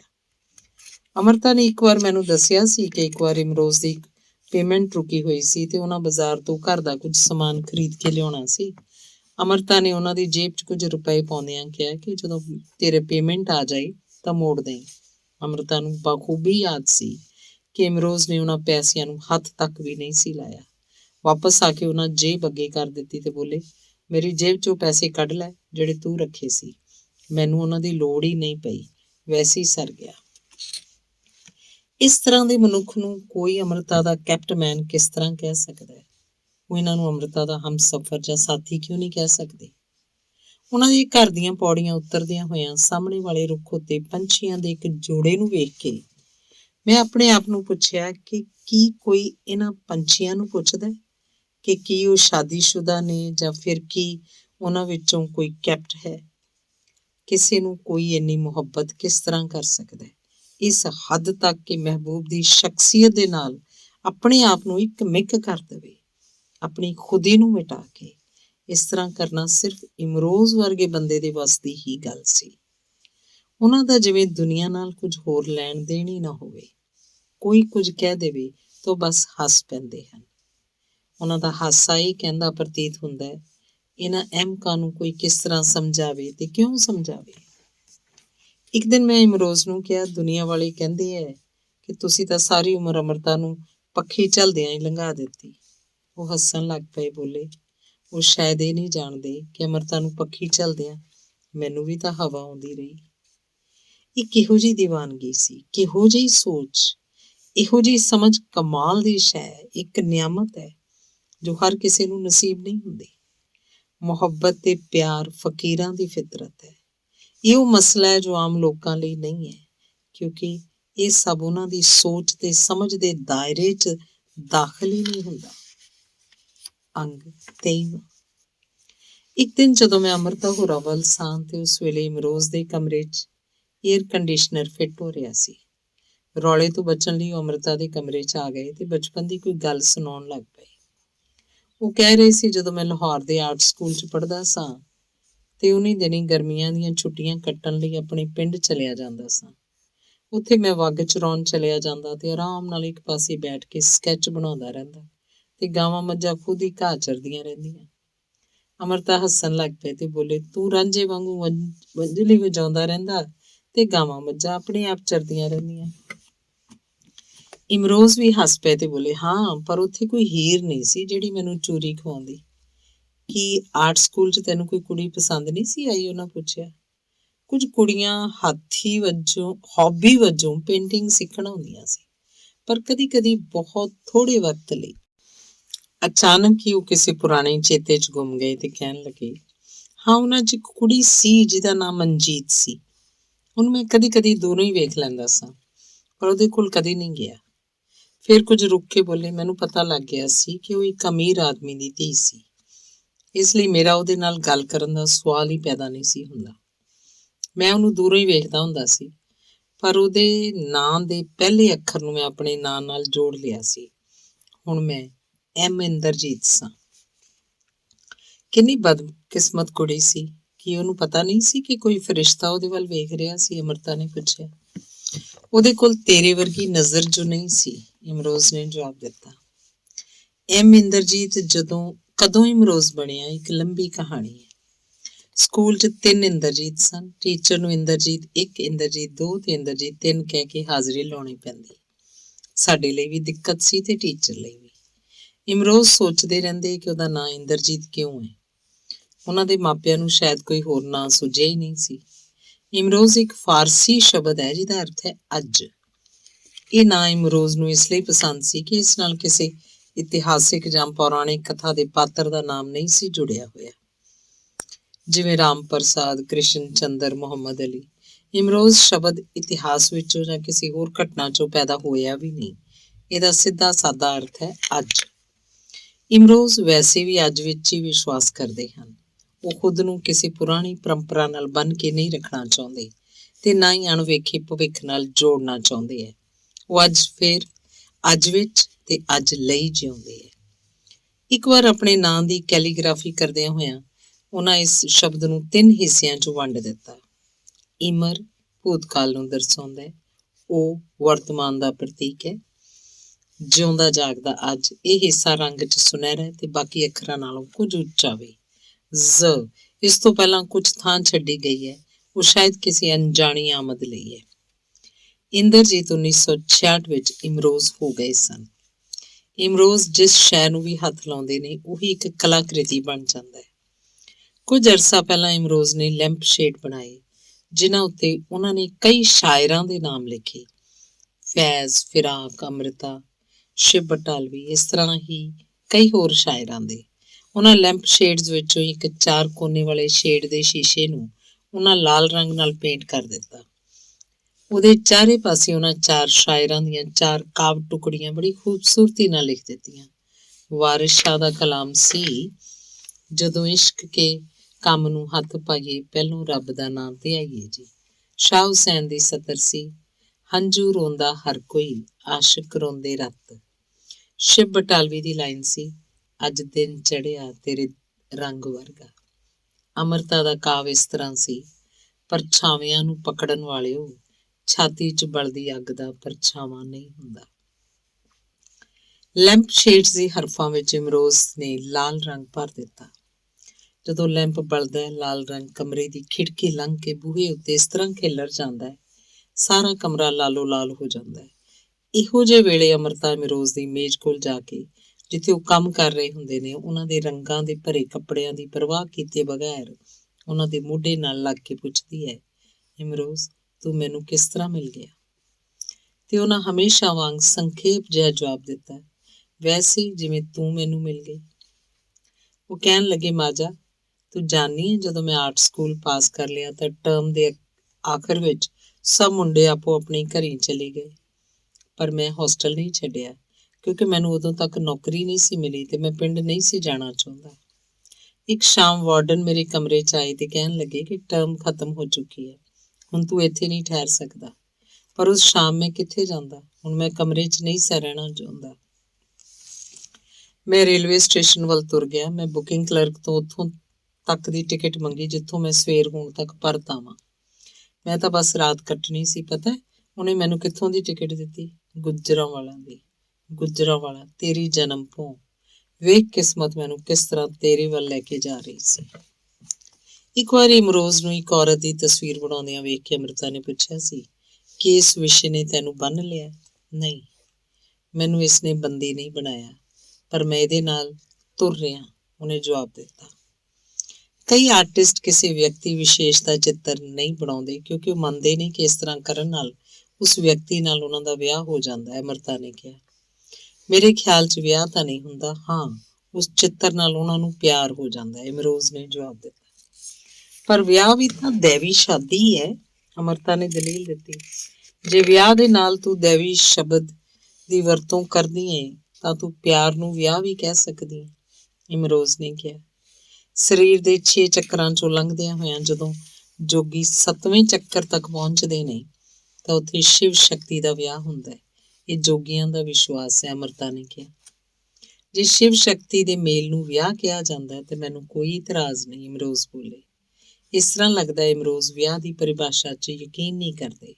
ਉਹਨਾਂ ਅਨੁਸਾਰ ਪਿਆਰ ਆਪਣੇ ਆਪ 'ਚ ਮੁਕੰਮਲ ਹੈ, ਸੰਪੂਰਨ ਹੈ। ਅੰਮ੍ਰਿਤਾ ਨੇ ਇੱਕ ਵਾਰ ਇਮਰੋਜ਼ ਨੂੰ ਪੁੱਛਿਆ, ਕੁਝ ਕਲਾਕਾਰਾਂ ਦਾ ਕੋਈ ਨਾਮ ਮਨ ਭਾਉਂਦਾ ਰੰਗ ਹੁੰਦਾ ਹੈ? ਜਿਵੇਂ ਕਿਸੇ ਮਸ਼ਹੂਰ ਪੇਂਟਰ ਨੇ ਕਿਹਾ ਸੀ, ਮੈਨੂੰ ਲਾਲ ਰੰਗ ਬਹੁਤ ਪਸੰਦ ਹੈ, ਇੰਨਾ ਪਸੰਦ ਕਿ ਮੈਂ ਦੁਨੀਆ ਦੀ ਹਰ ਵਸਤੂ ਨੂੰ ਲਾਲ ਰੰਗ ਨਾਲ ਰੰਗ ਦੇਣਾ ਚਾਹੁੰਦਾ। ਤੇਰਾ ਵੀ ਕੋਈ ਮਨਪਸੰਦ ਰੰਗ ਹੈ? ਇਮਰੋਜ਼ ਨੇ ਕਿਹਾ, ਹਾਂ, ਚਮਕਦੇ ਸੂਰਜ ਦਾ ਰੰਗ ਮੈਨੂੰ ਬਹੁਤ ਭਾਉਂਦਾ ਹੈ, ਮੈਨੂੰ 4 ਪਾਸਿਆਂ ਤੋਂ ਘੇਰ ਲੈਂਦਾ। ਮੈਂ ਉਸੇ ਰੰਗ 'ਚ ਸਭ ਕੁਝ ਰੰਗ ਦੇਣਾ ਚਾਹੁੰਦਾ ਵਾਂ, ਸ਼ਾਇਦ ਇਸੇ ਲਈ ਕਿ ਮੈਂ ਉਹਦੇ ਨਾਲ ਚੜ੍ਹਦੇ ਸੂਰਜ ਦੀ ਰੌਸ਼ਨੀ ਨੂੰ ਮਿਲਦਾ ਹਾਂ। ਦੋਵੇਂ ਹੱਸ ਪਏ। ਇੱਕ ਦਿਨ ਮੈਂ ਇਮਰੋਜ਼ ਨੂੰ ਪੁੱਛਿਆ ਕਿ ਉਹ ਆਪਣੇ ਚਿੱਤਰਾਂ ਦੀ ਪ੍ਰਦਰਸ਼ਨੀ ਕਿਉਂ ਨਹੀਂ ਲਾਉਂਦੇ ਤਾਂ ਉਹਨਾਂ ਜਵਾਬ ਦਿੱਤਾ, ਅਸੀਂ ਪ੍ਰਦਰਸ਼ਨੀ ਕਿਉਂ ਲਾਉਂਦੇ ਹਾਂ? ਇਹਦੇ 2 ਕਾਰਨ ਨੇ। ਇੱਕ ਤਾਂ ਇਹ ਕਿ ਅਸੀਂ ਦੂਸਰਿਆਂ ਦੇ ਮੂੰਹ ਆਪਣੀ ਤਾਰੀਫ ਸੁਣਦੇ ਹਾਂ, ਦੂਸਰਾ ਇਹ ਕਿ ਅਸੀਂ ਆਪਣੇ ਚਿੱਤਰ ਵੇਚਣਾ ਚਾਹੁੰਦੇ ਹਾਂ। ਮੈਨੂੰ ਆਪਣੇ ਕੰਮ ਦੀ ਤਾਰੀਫ ਨਹੀਂ ਚਾਹੀਦੀ ਤੇ ਨਾ ਹੀ ਮੈਂ ਆਪਣੀਆਂ ਪੇਂਟਿੰਗਸ ਵੇਚਣਾ ਚਾਹੁੰਦਾ। ਫਿਰ ਮੈਂ ਨੁਮਾਇਸ਼ ਕਿਉਂ ਲਾਵਾਂ? ਫਿਰ ਤੁਹਾਡੀਆਂ ਪੇਂਟਿੰਗਸ ਦਰਸ਼ਕਾਂ ਤੱਕ ਕਿਸ ਤਰ੍ਹਾਂ ਪਹੁੰਚਣਗੀਆਂ? ਕਲਾ ਨੂੰ ਦਰਸ਼ਕਾਂ ਦੀ ਜ਼ਰੂਰਤ ਨਹੀਂ, ਦਰਸ਼ਕਾਂ ਨੂੰ ਕਲਾ ਦੀ ਜ਼ਰੂਰਤ ਹੈ। ਇੱਕ ਵਾਰ ਮੈਂ ਉਹਨਾਂ ਨੂੰ ਪੁੱਛਿਆ ਕਿ ਕਲਾਕਾਰਾਂ ਦੇ ਇੰਨੇ ਪ੍ਰੇਮ ਸੰਬੰਧ ਕਿਉਂ ਹੁੰਦੇ ਨੇ? ਉਹਨਾਂ ਕਿਹਾ, ਉਹਨਾਂ ਦੀ ਸਮੱਸਿਆ ਇਹ ਹੁੰਦੀ ਹੈ ਕਿ ਉਹ ਚਾਹੁੰਦੇ ਹੈ ਕਿ ਸਾਰੇ ਉਹਨਾਂ ਨੂੰ ਹੀ ਪਿਆਰ ਕਰਨ। ਪਰ ਮੇਰੀ ਨਜ਼ਰ 'ਚ ਪਿਆਰ ਦੇ ਅਰਥ ਨੇ ਆਪਣੇ ਪਿਆਰੇ ਨੂੰ ਬਿਨਾਂ ਸ਼ਰਤ ਪਿਆਰ ਕਰਨਾ, ਹਮੇਸ਼ਾ। ਇਮਰੋਜ਼ ਦੀਆਂ ਪੇਂਟਿੰਗਸ ਨੂੰ ਵੇਖਦਿਆਂ ਇੱਕ ਵਾਰ ਅੰਮ੍ਰਿਤਾ ਨੇ ਕਿਹਾ, ਮੈਨੂੰ ਲੱਗਦਾ ਈਡਨ ਗਾਰਡਨ 'ਚ ਇਮਰੋਜ਼ ਨੇ ਜਿਹੜੀ ਸੁੰਦਰਤਾ ਵੇਖੀ ਸੀ ਉਹਨੂੰ ਉਹ ਹਾਲੇ ਤੱਕ ਭੁੱਲਿਆ ਨਹੀਂ। ਸ਼ਾਇਦ ਉਹੀ ਖੂਬਸੂਰਤੀ ਉਲਰ ਕੇ ਉਹਦੇ ਚਿੱਤਰਾਂ ਝਲਕਣ ਲੱਗ ਪੈਂਦੀ ਹੈ। ਵਰਜਿਤ ਫਲ ਤਾਂ ਸੇਬ ਸੀ ਨਾ, ਉਸ ਕਾਰਨ ਹੀ ਆਦਮ ਤੇ ਹਵਾ ਨੂੰ ਈਡਨ ਗਾਰਡਨ 'ਚੋਂ ਕੱਢ ਦਿੱਤਾ ਗਿਆ ਸੀ। ਪਰ ਮੈਨੂੰ ਲੱਗਦਾ ਇਮਰੋਜ਼ ਲਈ ਉਹ ਫਲ ਸੇਬ ਨਹੀਂ ਸੀ, ਅੰਗੂਰ ਸੀ। ਇਮਰੋਜ਼ ਨੂੰ ਅੰਗੂਰ ਬਹੁਤ ਪਸੰਦ ਹਨ। ਜਿੱਥੇ ਵੀ ਚੰਗੇ ਅੰਗੂਰ ਵੇਖਦਾ ਖਰੀਦ ਲੈਂਦਾ ਹੈ। ਇਸ ਤਰ੍ਹਾਂ ਹੀ ਕਿਸੇ ਪ੍ਰਸੰਗ 'ਚ ਅੰਮ੍ਰਿਤਾ ਨੇ ਦੱਸਿਆ, ਪਹਿਲਾਂ ਜਦੋਂ ਕੋਈ ਇਮਰੋਜ਼ ਨੂੰ ਮਿਲਣਾ ਚਾਹੁੰਦਾ ਸੀ ਤਾਂ ਮੈਨੂੰ ਫੋਨ ਕਰਦਾ ਸੀ, ਪੁੱਛਦਾ, ਕੀ ਇਹ ਅੰਮ੍ਰਿਤਾ ਜੀ ਦਾ ਘਰ ਹੈ? ਮੇਰੇ ਕਹਿਣ ਉੱਤੇ ਅਗਲਾ ਸਵਾਲ ਹੁੰਦਾ, ਕੀ ਇਮਰੋਜ਼ ਜੀ ਹੈ? ਮੈਂ ਹਾਂ ਕਹਿ ਕੇ ਇਮਰੋਜ਼ ਨੂੰ ਛੂਹ ਕੇ ਕਹਿੰਦੀ, ਵੇਖ, ਅੱਜ ਕੱਲ੍ਹ ਲੋਕ ਤੈਨੂੰ ਮੇਰੇ ਪਤੇ ਤੇ ਲੱਭ ਲੈਂਦੇ ਨੇ। ਮੇਰੇ ਸਾਹਮਣੇ ਟੁਕੜਿਆਂ 'ਚ ਇੱਕ ਵੱਖਰੀ ਜਿਹੀ ਪਿਆਰ ਕਹਾਣੀ ਉਜਾਗਰ ਹੋ ਰਹੀ ਸੀ, ਅੱਜ ਦੇ ਜ਼ਮਾਨੇ ਦੇ ਹੀਰ ਰਾਂਝਾ ਤੇ ਸੋਹਣੀ ਮਹੀਵਾਲ ਦੀ। ਅੰਗ 24ਵਾਂ। ਇਸ ਤਰ੍ਹਾਂ ਲੱਗ ਰਿਹਾ ਸੀ ਜਿਵੇਂ ਪਿਆਰ ਖੁਦ ਬ ਖੁਦ ਤੁਰ ਰਿਹਾ ਸੀ। ਉਹਦੀ ਕੋਈ ਉਚੇਚੀ ਸੇਧ ਜਾਂ ਖਾਸ ਦਿਸ਼ਾ ਨਹੀਂ ਸੀ। ਉਸ ਬਾਰੇ ਕਿਸੇ ਨੇ ਕੋਈ ਸਕੀਮ ਵੀ ਨਹੀਂ ਸੀ ਘੜੀ, ਕੋਈ ਢੰਗ ਵੀ ਨਹੀਂ ਸੀ ਵਰਤਿਆ। ਕਿਸ ਰਾਹ ਵੱਲ ਅਮਰਤਾ ਸਰਕੀ ਸੀ, ਕਿਹਦੇ ਨਾਲ ਤੁਰੀ ਸੀ, ਉਹਨੂੰ ਖੁਦ ਨੂੰ ਵੀ ਨਹੀਂ ਪਤਾ ਸੀ। ਉਦੋਂ ਇਮਰੋਜ਼ ਨੂੰ ਚੰਗੀ ਤਰ੍ਹਾਂ ਨਹੀਂ ਸੀ ਜਾਣਦੀ। ਉਹ ਕੀ ਸੋਚਦੇ ਨੇ, ਉਹਨਾਂ ਦਾ ਦ੍ਰਿਸ਼ਟੀਕੋਣ ਕੀ ਸੀ, ਉਹਨਾਂ ਦੇ ਤੌਰ ਤਰੀਕੇ ਕੀ ਨੇ, ਉਹ ਕੁਝ ਨਹੀਂ ਸੀ ਜਾਣਦੇ। ਇੱਕ ਦਿਨ ਜਦੋਂ ਦੋਵੇਂ ਇਕੱਠੇ ਹੋਏ ਸਨ ਤੇ ਅਮਰਤਾ ਨੇ ਉਹਨਾਂ ਤੋਂ ਪੁੱਛਿਆ, ਤੂੰ ਤਾਂ ਹਲਵਾਕਾਂ ਦਾ ਪੁੱਤਰ ਹੈ, ਤੂੰ ਫਿਰ ਪੇਂਟ ਤੇ ਬਰਸ਼ ਕਿਉਂ ਚੁੱਕ ਲਿਆ, ਹਲ ਕਿਉਂ ਨਹੀਂ? ਉਹਨਾਂ ਹੱਸਦਿਆਂ ਜਵਾਬ ਦਿੱਤਾ, ਇਹੋ ਤਾਂ ਕਰ ਰਿਹਾ ਹਾਂ, ਕਲਪਨਾ ਦੀ ਜ਼ਮੀਨ ਉੱਤੇ ਹਾਲੀ ਤਾਂ ਜੋ ਰਿਹਾ ਵਾਂ। ਜਦੋਂ ਮੈਂ ਛੋਟਾ ਸਾਂ ਤੇ ਨੇੜੇ ਤੇੜੇ ਕੋਈ ਨਹੀਂ ਸੀ ਹੁੰਦਾ, ਮੈਂ ਕਈ ਘੰਟੇ ਡਰਾਇੰਗ ਤੇ ਪੇਂਟਿੰਗ ਕਰਦਾ ਰਹਿੰਦਾ ਸੀ। ਮੈਨੂੰ ਦੂਰ ਦੂਰ ਤੱਕ ਹਲ ਤੇ ਖੇਤ ਹੀ ਵਿਖਾਈ ਦਿੰਦੇ ਸੀ। ਉਦੋਂ ਤੂੰ ਔਰਤਾਂ ਦੀਆਂ ਤਸਵੀਰਾਂ ਨਹੀਂ ਬਣਾਈਆਂ? ਅਮਰਤਾ ਪੁੱਛਦੀ। ਨਹੀਂ, ਸਿਰਫ ਖੇਤ ਤੇ ਹਲ, ਇਹੋ ਮੇਰੇ ਧਿਆਨ ਦੇ ਕੇਂਦਰ ਸਨ। ਇੱਕ ਦਿਨ ਇਮਰੋਜ਼ ਨੇ ਪੇਂਟਿੰਗ ਬਣਾਉਂਦਿਆਂ ਆਪਣੇ ਬੁਰਸ਼ ਨਾਲ ਅਮਰਤਾ ਦੇ ਮੱਥੇ ਤੇ ਬਿੰਦੀ ਲਾ ਦਿੱਤੀ। ਉਹ ਹੱਸ ਪਏ ਤੇ ਬੋਲੇ, ਲੈ, ਤੂੰ ਮੇਰੇ ਮੱਥੇ ਨੂੰ ਆਪਣਾ ਕੈਨਵਸ ਬਣਾ ਲਿਆ। ਉਹਨਾਂ ਸ਼ੀਸ਼ੇ 'ਚ ਵੇਖਿਆ। ਜ਼ਿੰਦਗੀ 'ਚ ਪਹਿਲੀ ਵਾਰੀ ਉਹਨਾਂ ਦੇ ਮੱਥੇ ਉੱਤੇ ਬਿੰਦੀ ਲੱਗੀ ਸੀ। ਉਹਨਾਂ ਅੰਦਰ ਕੁਝ ਹਿਲਜੁਲ ਹੋਈ। ਉਹਨਾਂ ਇਮਰੋਜ਼ ਨੂੰ ਸਵਾਲ ਪਾਇਆ, ਯਥਾਰਥ ਦੀ ਵਿਆਖਿਆ ਕਿਵੇਂ ਕਰੇਗਾ? ਇੱਕ ਯਥਾਰਥ ਨੂੰ ਦੂਸਰੇ ਯਥਾਰਥ ਵਿੱਚੋਂ ਖੋਜ ਕੇ ਉਹਨਾਂ ਜਵਾਬ ਦਿੱਤਾ, ਸ਼ਾਇਦ ਉਹ ਠੀਕ ਸੀ। ਇਮਰੋਜ਼ ਦੀਆਂ ਰੇਖਾਵਾਂ ਤੇ ਰੰਗਾਂ ਦੀ ਇੱਕ ਅਸਲੀਅਤ ਹੈ ਤੇ ਉਹਨਾਂ ਵਿੱਚੋਂ ਦੂਸਰੀ ਅਸਲੀਅਤ ਉਦੈ ਹੁੰਦੀ ਹੈ। ਜਿਵੇਂ ਇੱਕ ਦਾਰਸ਼ਨਿਕ ਕੱਲ੍ਹ ਵਿੱਚੋਂ ਅੱਜ ਨੂੰ ਵੇਖ ਸਕਦਾ ਹੈ, ਜਿਵੇਂ ਕੋਈ ਅਮੂਰਤ ਵਿੱਚੋਂ ਯਥਾਰਥ ਨੂੰ ਵੇਖਦਾ ਹੈ। ਜਿਵੇਂ ਪਾਬਲੋ ਪਿਕਾਸੋ ਨੇ ਟਰਾਈਸਾਈਕਲ ਦੇ ਹੈਂਡਲ ਵਿੱਚ ਉਹਦੀ ਗੱਦੀ ਰੱਖ ਦਿੱਤੀ ਤਾਂ ਵਿੱਚ ਬਲਦ ਦਾ ਸਿਰ ਦਿਸਣ ਲੱਗ ਪਿਆ ਸੀ ਤੇ ਉਸ ਪੇਂਟਿੰਗ ਨੂੰ ਉਹਨੇ ਬੁਲਜ਼ ਹੈਡ ਦਾ ਨਾਂ ਦਿੱਤਾ ਸੀ। ਉਹਨੇ ਬਲਦ ਦੇ ਸਿਰ ਦੀ ਅਸਲੀਅਤ ਨੂੰ ਟਰਾਈਸਾਈਕਲ ਦੀ ਅਸਲੀਅਤ ਵਿੱਚ ਵੇਖਿਆ ਤੇ ਇਹਨੂੰ ਪਿਕਾਸੋ ਨੇ ਕਲਪਨਾ ਦਾ ਸਫ਼ਰ ਆਖਿਆ। ਜਦੋਂ ਬਾਹਰੀ ਵਸਤੂਆਂ ਨੂੰ ਅੰਤਰੀਵ ਦੀ ਅੱਖ ਵੇਖਦੀ ਹੈ ਤੇ ਬਹੁਤ ਸਾਰੇ ਨਵੇਂ ਆਕਾਰ ਦਿਸਣ ਲੱਗ ਪੈਂਦੇ ਆ। ਹਾਲਾਂਕਿ ਸ਼ਬਦ ਤਾਂ ਥੋੜੇ ਜਿਹੇ ਹੁੰਦੇ ਆ, ਫਿਰ ਵੀ ਉਹਨਾਂ ਤੋਂ ਹਜ਼ਾਰਾਂ ਫਿਕਰੇ, ਹਜ਼ਾਰਾਂ ਮੁਹਾਵਰੇ ਉੱਭਰ ਕੇ ਸਾਹਮਣੇ ਆਉਂਦੇ ਆ। ਜਦੋਂ ਕੋਈ ਕਵਿਤਾ ਜਾਂ ਕਹਾਣੀ ਲਿਖੀ ਜਾਂਦੀ ਹੈ ਤਾਂ ਪਹਿਲਾਂ ਮਨ 'ਚ ਬਣਦੀ, ਟੁੱਟਦੀ ਹੈ ਤੇ ਰਿੱਝਦੀ ਹੈ, ਫਿਰ ਇੱਕ ਆਕਾਰ ਲੈ ਲੈਂਦੀ ਹੈ। ਕਲਪਨਾ ਦਾ ਯਥਾਰਥ ਹਾਸਲ ਕਰਨ ਪਿੱਛੋਂ ਹੀ ਉਹ ਰਚਨਾ ਕਾਗਜ਼ਾਂ ਉੱਤੇ ਲਿਖੀ ਜਾਂਦੀ ਹੈ। ਆਪਣੇ ਰੰਗ ਕੈਨਵਸ ਉੱਤੇ ਲਾਉਣ ਤੋਂ ਪਹਿਲਾਂ ਹੀ ਤੁਸੀਂ ਪੈਨਸਿਲ, ਸਕੈਚ ਜਾਂ ਦਿਮਾਗ 'ਚ ਕੋਈ ਖਾਕਾ ਬਣਾਉਂਦੇ ਹੋ? ਮੈਂ ਇਮਰੋਜ਼ ਨੂੰ ਪੁੱਛਿਆ। ਹਾਂ, ਦੋਵੇਂ। ਸੁਣਿਆ ਅਮਰੀਕਨ ਪੇਂਟਰ ਇਵਾਨ ਅਲਬਾਈਟ ਨੇ ਇੱਕ ਪੇਂਟਿੰਗ ਉੱਤੇ 20 ਸਾਲ ਕੰਮ ਕੀਤਾ ਤੇ ਉਸ ਪੇਂਟਿੰਗ ਨੂੰ ਉਹਨੇ ਸੰਸਾਰ ਦਾ ਸਫ਼ਰ ਆਖਿਆ। ਕਿ ਤੁਹਾਡੇ ਨਾਲ ਵੀ ਕੁਝ ਇਹੋ ਜਿਹਾ ਹੋਇਆ ਕਿ ਤੁਸੀਂ ਵੀ ਕਦੀ ਬਹੁਤ ਸਾਰੇ ਸਾਲ ਇੱਕੋ ਹੀ ਪੇਂਟਿੰਗ ਤੇ ਲਾਏ? ਉਹ ਹੱਸੇ। ਪਿਛਲੇ 30 ਸਾਲਾਂ ਤੋਂ ਮੈਂ ਇੱਕ ਹੀ ਔਰਤ ਦੀ ਤਸਵੀਰ ਬਣਾਈ ਹੈ। ਮੈਂ ਉਹਦੇ ਨੈਣ ਨਕਸ਼ ਤਾਂ ਬਣਾ ਲਏ ਸੀ, ਪਰ ਉਹਦੇ ਮਨ ਦੀ ਤਸਵੀਰ ਬਣਾਉਂਦਿਆਂ ਹੋਇਆਂ ਮੈਨੂੰ 30 ਸਾਲ ਲੱਗ ਗਏ। ਉਸ ਪੇਂਟਿੰਗ ਨੂੰ ਮੈਂ ਇਸ ਸਾਲ ਹੀ ਪੂਰਾ ਕੀਤਾ। ਉਹ ਇੱਕ ਲਾਈਨ ਦੀ ਪੇਂਟਿੰਗ ਹੈ ਜੋ ਇੱਕ ਸਾਜ਼ ਵਾਂਗ ਲੱਗਦੀ ਹੈ। ਇਹ ਪੇਂਟਿੰਗ ਕਲਪਨਾ ਦੀ ਇੱਕ ਪ੍ਰਕਿਰਿਆ ਹੈ, ਇੱਕ ਮਾਨਸਿਕ ਬਣਤਰ ਸਾਜ਼ ਦੇ ਰੂਪ 'ਚ ਵਿਕਸਿਤ ਹੋਈ ਹੈ। ਇਮਰੋਜ਼ ਨੇ ਆਪਣੇ ਘਰ ਦੇ ਦਰਵਾਜ਼ਿਆਂ, ਕੰਧਾਂ, ਖਿੜਕੀਆਂ ਉੱਤੇ ਕੁਝ ਇਸ ਤਰ੍ਹਾਂ ਰੰਗ ਖਿਲਾਰੇ ਹੋਏ ਨੇ ਕਿ ਸਵੇਰ ਦੇ ਸੂਰਜ ਦੀ ਪਹਿਲੀ ਕਿਰਨ ਦੇ ਆਉਂਦਿਆਂ ਹੀ ਘਰ ਦੇ ਫਰਸ਼ ਉੱਤੇ ਰੰਗਾਂ ਦਾ ਮੇਲਾ ਜਿਹਾ ਲੱਗ ਜਾਂਦਾ ਹੈ। ਮਸ਼ਹੂਰ ਫਿਲਮ ਡਾਇਰੈਕਟਰ ਬਾਸੂ ਭੱਟਾਚਾਰੀਆ ਇਹਨਾਂ ਬਿਖਰੇ ਹੋਏ ਰੰਗਾਂ ਤੋਂ ਇੰਨੇ ਪ੍ਰਭਾਵਿਤ ਹੋਏ ਕਿ ਉਹਨਾਂ ਆਪਣੀ ਇੱਕ ਫਿਲਮ ਵਿੱਚ ਇਹਨਾਂ ਨੂੰ ਵਿਖਾਉਣ ਦੀ ਇੱਛਾ ਪ੍ਰਗਟ ਕੀਤੀ ਸੀ। ਅੰਮ੍ਰਿਤਾ ਇਮਰੋਜ਼ ਦੇ ਘਰ ਦੀ ਇੱਕ ਹੋਰ ਖਿੜਕੀ ਹੈ ਜਿਸ ਉੱਤੇ ਹੁਣ ਭਿੱਤ ਲਾ ਦਿੱਤੇ ਗਏ ਹਨ। ਇਹ ਖਿੜਕੀ ਉਸ ਕਮਰੇ 'ਚ ਖੁੱਲ੍ਹਦੀ ਹੈ ਜੋ ਗੈਰਾਜ ਦੇ ਉੱਪਰ ਬਣਿਆ ਹੋਇਆ ਹੈ। ਇੱਥੋਂ ਹੀ ਗਰਮੀਆਂ 'ਚ ਸੂਰਜ ਦੀਆਂ ਤੇਜ਼ ਕਿਰਨਾਂ ਦੀ ਰੌਸ਼ਨੀ ਅੰਦਰ ਆਉਂਦੀ ਹੈ। ਇਸ ਰੌਸ਼ਨੀ ਨੂੰ ਘੱਟ ਕਰਨ ਲਈ ਇਮਰੋਜ਼ ਨੇ ਉੱਥੇ ਪਰਦੇ ਲਾ ਦਿੱਤੇ, ਪਰ ਪਸੰਦ ਨਹੀਂ ਆਏ। ਫਿਰ ਬੈਂਤ ਦੀਆਂ ਚਿਕਾਂ ਮੰਗਵਾਈਆਂ ਗਈਆਂ, ਪਰ ਉਹ ਵੀ ਨਹੀਂ ਜਚੀਆਂ। ਤਾਂ ਉਹਨੇ ਇੱਕ ਘੜੇ ਦੀ ਤਸਵੀਰ ਬਣਾਈ ਤੇ ਉਹਦੇ ਉੱਤੇ ਅਮਰਤਾ ਦੀ ਕਵਿਤਾ ਦੀਆਂ ਸਤਰਾਂ ਲਿਖ ਦਿੱਤੀਆਂ। ਉੱਠ ਆਪਣੇ ਘੜੇ 'ਚੋਂ ਪਾਣੀ ਦਾ ਕੌਲ ਦੇ, ਧੋ ਲਵਾਂਗੀ ਬੈਠ ਕੇ ਰਾਹਾਂ ਦੇ ਹਾਦਸੇ। ਜਦ ਅਮਰਤਾ ਨੇ ਪੁੱਛਿਆ, ਇਹ ਸੋਹਣੀ ਦਾ ਘੜਾ ਹੈ? ਤਾਂ ਇਮਰੋਜ਼ ਨੇ ਕਿਹਾ, ਨਹੀਂ, ਇਹ ਤੇਰਾ ਘੜਾ ਹੈ। ਇਮਰੋਜ਼ ਨੇ ਘਰ ਨੂੰ ਕਵਿਤਾਵਾਂ ਤੇ ਪੇਂਟਿੰਗਸ ਨਾਲ ਸਜਾਇਆ ਹੋਇਆ। ਉਹਨਾਂ ਦੀ ਅੱਖਰਕਾਰੀ ਵਿੱਚ ਇੱਕ ਖਾਸ ਖੂਬਸੂਰਤੀ ਹੈ, ਇੱਕ ਲੈਅ ਹੈ ਜਿਹਨੂੰ ਸ਼ਾਇਦ ਕਲਾ ਦੀ ਲੈਅ ਕਿਹਾ ਜਾ ਸਕਦਾ ਹੈ। ਜਦੋਂ ਉਹਦੀ ਗੂੰਜ ਵਿਸ਼ਵ ਵਿਆਪੀ ਚੇਤਨਾ ਦੀ ਗੂੰਜ ਨਾਲ ਮਿਲ ਜਾਂਦੀ ਹੈ, ਉਦੋਂ ਕਲਾ ਦੀ ਸ਼ਕਤੀ ਉਹਦੀ ਮਹਿਮਾ ਬਣ ਜਾਂਦੀ ਹੈ। ਇਮਰੋਜ਼ ਨੇ ਸਤਰਾਂ ਵੀ ਪੇਂਟ ਕੀਤੀਆਂ ਹਨ। ਹਾਜ਼ੀ ਲੋਕ ਮੱਕੇ ਨੂੰ ਜਾਂਦੇ, ਅਸਾਂ ਜਾਣਾ ਤਖਤ ਹਜ਼ਾਰੇ। ਇਹ ਸਤਰ ਇੱਕ ਸੂਫੀ ਸ਼ਾਇਰ ਦੀ ਹੈ, ਜਿਹਦੇ ਅਨੁਸਾਰ ਜਦੋਂ ਜਿਸਮਾਨੀ ਤੇ ਰੂਹਾਨੀ ਇਸ਼ਕ ਪਾਣੀ ਵਾਂਗੂ ਹੋ ਜਾਏ ਤਾਂ ਉਹਦੇ 'ਚ ਵੰਡਣ ਵਾਲੀ ਕੋਈ ਲੀਕ ਨਹੀਂ ਰਹਿ ਜਾਂਦੀ। ਜਿਵੇਂ ਮੱਕੇ ਨੂੰ ਰੂਹਾਨੀ ਇਸ਼ਕ ਦਾ ਸਭ ਤੋਂ ਉੱਚਾ ਦਰਜਾ ਹਾਸਲ ਹੈ, ਉਂਝ ਹੀ ਤਖਤ ਹਜ਼ਾਰਾ ਹੀਰ ਰਾਂਝੇ ਦੀ ਪ੍ਰੇਮ ਕਹਾਣੀ ਦੇ ਨਾਇਕ ਰਾਂਝੇ ਦਾ ਜਨਮ ਸਥਾਨ ਆਸ਼ਕਾਂ ਲਈ ਸਭ ਤੋਂ ਵੱਡਾ ਤੀਰਥ ਹੈ। ਇਮਰੋਜ਼ ਨੇ ਇਹਨਾਂ ਸ਼ਬਦਾਂ ਨੂੰ ਭੌਤਿਕ ਦ੍ਰਿਸ਼ਟੀ ਤੋਂ ਨਹੀਂ ਲਿਆ। ਉਹਨਾਂ ਨੇ ਤਾਂ ਪ੍ਰੇਮੀ ਦੀ ਉਸ ਨਜ਼ਰ ਨੂੰ ਕੈਨਵਸ ਉੱਤੇ ਉਤਾਰਿਆ, ਜਿਹਨੇ ਵੇਖਣ ਸਾਰ ਇੱਕ ਸਧਾਰਨ ਪਿੰਡ ਨੂੰ ਪੂਜਾ ਸਥਲ ਬਣਾ ਦਿੱਤਾ ਹੈ। ਇਹ ਨਜ਼ਰ ਤਾਂ ਉਸ ਖੰਭ ਵਰਗੀ ਹੈ ਜੋ ਉੱਡ ਕੇ ਉਸ ਪੂਜਾ ਸਥਾਨ ਉੱਤੇ ਪਹੁੰਚਣਾ ਚਾਹੁੰਦਾ ਹੈ। ਇਹ ਤਾਂ ਪ੍ਰਾਣੀ ਦੀ ਲੌਕਿਕ ਤੇ ਅਲੌਕਿਕ ਤੱਕ ਦੀ ਉਡਾਨ ਦੀ ਤਸਵੀਰ ਹੈ।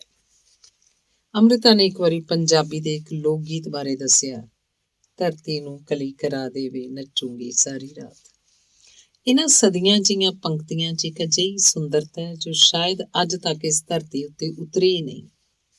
ਕਲੀ ਕਰਾ ਦੇ ਬੋਲਾਂ 'ਚ ਇੱਕ ਬਹੁਤ ਵੱਡੀ ਕ੍ਰਾਂਤੀ ਦਾ ਵਾਅਦਾ ਲੁਕਿਆ ਹੋਇਆ ਹੈ, ਜਿਹੜਾ ਧਰਤੀ ਦੇ ਚਿਹਰੇ ਜ਼ੁਲਮੋ ਸਿਤਮ ਤੇ ਜੁਰਮਾਂ ਨੂੰ ਮੁਕਾ ਦੇਗਾ। ਨੱਚੂਗੀ ਸਾਰੀ ਰਾਤ ਵਿੱਚ ਜ਼ਿੰਦਗੀ ਨੂੰ ਭਰਪੂਰ ਜਿਉਣ ਦਾ ਵਾਅਦਾ ਹੈ। ਇਸ ਵਿੱਚ ਪੂਰੀ ਦੁਨੀਆ ਦੀ ਖੁਸ਼ਹਾਲੀ ਤੇ ਸਦਭਾਵਨਾ ਦਾ ਸੁਮੇਲ ਹੈ, ਜੋ ਇਮਰੋਜ਼ ਨੇ ਆਪਣੀ ਪੇਂਟਿੰਗ 'ਚ ਵਿਖਾਇਆ। ਫਕੀਰਾ ਆਪੇ ਅੱਲਾ ਹੋ। ਇੱਕ ਹੋਰ ਪੰਕਤੀ ਹੈ ਜਿਸ 'ਚ ਅਨੇਕ ਤੋਂ ਇੱਕ ਬਣਨ ਦੀ ਇੱਛਾ ਲੁਕੀ ਹੋਈ ਹੈ। ਇਹ ਪੰਕਤੀ ਸਮੇਂ ਤੇ ਕਲਾਕਾਰ ਦੇ ਅਵਚੇਤਨ ਮਨ ਦੋਵਾਂ ਨੂੰ ਇਤਿਹਾਸ ਦੇ ਪੰਨਿਆਂ 'ਚ ਲੈ ਗਈ ਹੈ। ਇਹ ਸ਼ਬਦ ਇੰਨੀ ਅਸਰਦਾਰ ਸ਼ੈਲੀ 'ਚ ਸੰਜੋਏ ਗਏ ਹਨ ਕਿ ਫਕੀਰਾ ਸ਼ਬਦ ਧਰਤੀ ਦਾ ਚਿੰਨ੍ਹ ਤੇ ਸੂਰਜ ਅੱਲਾ ਦਾ ਪ੍ਰਤੀਰੂਪ ਬਣਦਾ ਨਜ਼ਰ ਆਉਂਦਾ ਹੈ।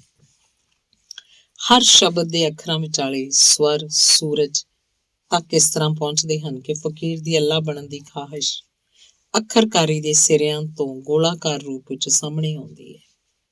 ਇਮਰੋਜ਼ ਦੀ ਉਸ ਪੇਂਟਿੰਗ ਨੂੰ, ਜਿਸ ਵਿੱਚ ਉੱਡਦੇ ਪਰਿੰਦੇ ਦੇ ਖੰਭਾਂ 'ਚ ਇੱਕ ਔਰਤ ਦਾ ਸਰੀਰ ਲਿਪਟਿਆ ਹੋਇਆ ਹੈ, ਬਹੁਤ ਢੰਗਾਂ ਨਾਲ ਸਮਝਿਆ ਜਾ ਸਕਦਾ ਹੈ। ਸ਼ਾਇਦ ਇਹ ਮਨੁੱਖ ਦੀ ਸਥੂਲ ਤੋਂ ਸੂਖਮ ਤੱਕ ਬਿਖਰ ਜਾਣ ਦੀ ਇੱਛਾ ਮਾਤਰ ਹੈ। ਇਮਰੋਜ਼ ਸੋਚਦੇ ਹਨ ਕਿ ਹਰ ਕਿਰਿਆਤਮਕ ਇੱਛਾ ਹੋਰ ਵਿਕਸਤ ਹੋਣ ਦੀ ਇੱਛਾ ਹੀ ਹੈ। ਇੱਕ ਦਿਨ ਖਲੀਲ ਜਿਬਰਾਨ ਦੇ ਇੱਕ ਦੋਸਤ ਨੇ ਉਹਨਾਂ ਨੂੰ ਕਿਹਾ, ਮੈਂ ਤੇਰੇ ਉਹਨਾਂ ਸਾਰੇ ਲੇਖਾਂ ਦਾ ਇੱਕ ਸੰਗ੍ਰਹਿ ਤਿਆਰ ਕਰਨਾ ਚਾਹੁੰਦਾ ਜਿਹੜੇ ਤੂੰ ਆਪਣੇ ਕਾਲਮ ਇੱਕ ਅੱਥਰੂ ਇੱਕ ਮੁਸਕਾਨ ਲਈ ਲਿਖੇ ਸਨ। ਖਲੀਲ ਨੇ ਕਿਹਾ, ਮੇਰੇ ਪੁਰਾਣੇ ਲੇਖ ਮੇਰੀ ਅੱਲੜ ਜਵਾਨੀ ਦਾ ਪ੍ਰਗਟਾਵਾ ਸਨ। ਹੁਣ ਉਹ ਮੇਰੇ ਸੁਪਨਿਆਂ ਵਾਂਗੂ ਹੀ ਕਬਰਿਸਤਾਨ 'ਚ ਦਫਨਾਏ ਜਾ ਚੁੱਕੇ ਹਨ। ਕਿ ਹੁਣ ਤੂੰ ਉਹਨਾਂ ਦੀਆਂ ਹੱਡੀਆਂ ਇਕੱਠੀਆਂ ਕਰਨਾ ਚਾਹੁੰਦਾ ਹੈ?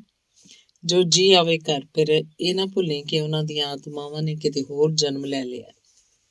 ਇਸੇ ਪ੍ਰਸੰਗ 'ਚ ਅੰਮ੍ਰਿਤਾ ਨੇ ਕਿਹਾ ਸੀ, ਇਹ ਸ਼ਾਇਦ ਉਹਦੀ ਇੱਛਾ ਸੀ ਕਿ ਉਹ ਪਰਪੱਕ ਹੋਣ ਵੱਲ ਵਿਕਸਤ ਹੋਵੇ। ਪਰ ਇਮਰੋਜ਼ ਦੇ ਮਾਨਸਿਕ ਤੇ ਅਧਿਆਤਮਕ ਵਿਕਾਸ ਦਾ ਕਾਰਨ ਕੋਈ ਇੱਕ ਘਟਨਾ ਨਹੀਂ, ਇਹ ਤਾਂ ਲਗਾਤਾਰਤਾ ਦਾ ਅਮਲ ਹੈ। ਇਮਰੋਜ਼ਾਂ ਦੀ ਪੇਂਟਿੰਗ ਇੱਕ ਹਸੀਨਾ ਇੱਕ ਹੋਰ ਅਦਭੁਤ ਪੇਂਟਿੰਗ ਹੈ। ਇਸ ਵਿੱਚ ਇਮਰੋਜ਼ ਨੇ ਇੱਕ ਔਰਤ ਦੀ ਪਿੱਠ ਵਿਖਾਈ ਹੈ, ਜਿਸ ਤੋਂ ਉਹਦੀ ਸੁੰਦਰਤਾ ਤੇ ਆਭਾ ਜਲਵਾਗਰ ਹੁੰਦੀ ਹੈ। ਉਹਦੇ ਪਿਛੋਕੜ 'ਚ ਤੂਫਾਨ ਦਿਸਦਾ ਹੈ, ਜਿਹੜਾ ਹਰੇ ਰੰਗ ਦੀ ਭਾਜ ਹੈ। ਇਸ ਪੇਂਟਿੰਗ ਬਾਰੇ ਅੰਤਰ ਧਿਆਨ ਹੋ ਕੇ ਅੰਮ੍ਰਿਤਾ ਕਹਿੰਦੀ ਹੈ, ਇਹ ਜ਼ਰੂਰ ਈਡਨ ਗਾਰਡਨ ਦੀ ਬੀਬੀ ਹਵਾ ਹੋਏਗੀ, ਜਿਹੜੀ ਆਪਣੇ ਪਿੱਛੇ ਹਰਿਆ ਭਰਿਆ ਬਾਗ ਬਗੀਚਾ ਛੱਡ ਕੇ ਆ ਰਹੀ ਹੈ।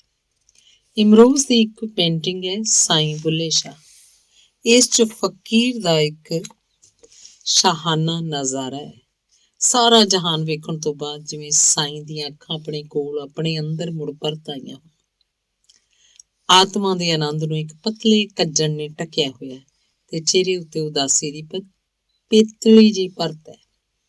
ਲੋਕ ਮੰਦਰਾਂ ਤੇ ਮਸੀਤਾਂ ਤੋਂ ਉਦਾਸ ਤੇ ਭਰੇ ਮਨ ਨਾਲ ਮੁੜੇ ਆ ਰਹੇ ਹਨ। ਬੁੱਲੇ ਸ਼ਾਹ ਜਿਵੇਂ ਕਹਿ ਰਹੇ ਹੋਣ, ਖੁਦਾ ਤਾਂ ਬੰਦਿਆਂ ਦੇ ਦਿਲਾਂ 'ਚ ਰਹਿੰਦਾ ਹੈ, ਪਰ ਚਿਹਰਿਆਂ ਉੱਤੇ ਪੀੜ ਹਿੰਦੂ ਮੁਸਲਮਾਨ ਜਾਂ ਕੁਝ ਵੀ ਹੋਰ ਹੋਣ ਦੀ ਹੈ। ਆਪਣੇ ਹੋਣ ਦੇ ਨਾ ਹੋਣ ਦੀ ਪਛਾਣ ਦਾ ਦਰਦ ਸਾਫ਼ ਦਿਸਦਾ ਹੈ। ਉਹਨਾਂ ਦੇ ਸਿਰ ਦਾ ਕੱਪੜਾ ਡਿੱਗ ਰਿਹਾ ਹੈ। ਉਹਨਾਂ ਕੀ ਪਾਇਆ ਤੇ ਕੀ ਨਹੀਂ, ਇਹਦੀ ਉਹਨਾਂ ਨੂੰ ਕੋਈ ਖਬਰ ਨਹੀਂ।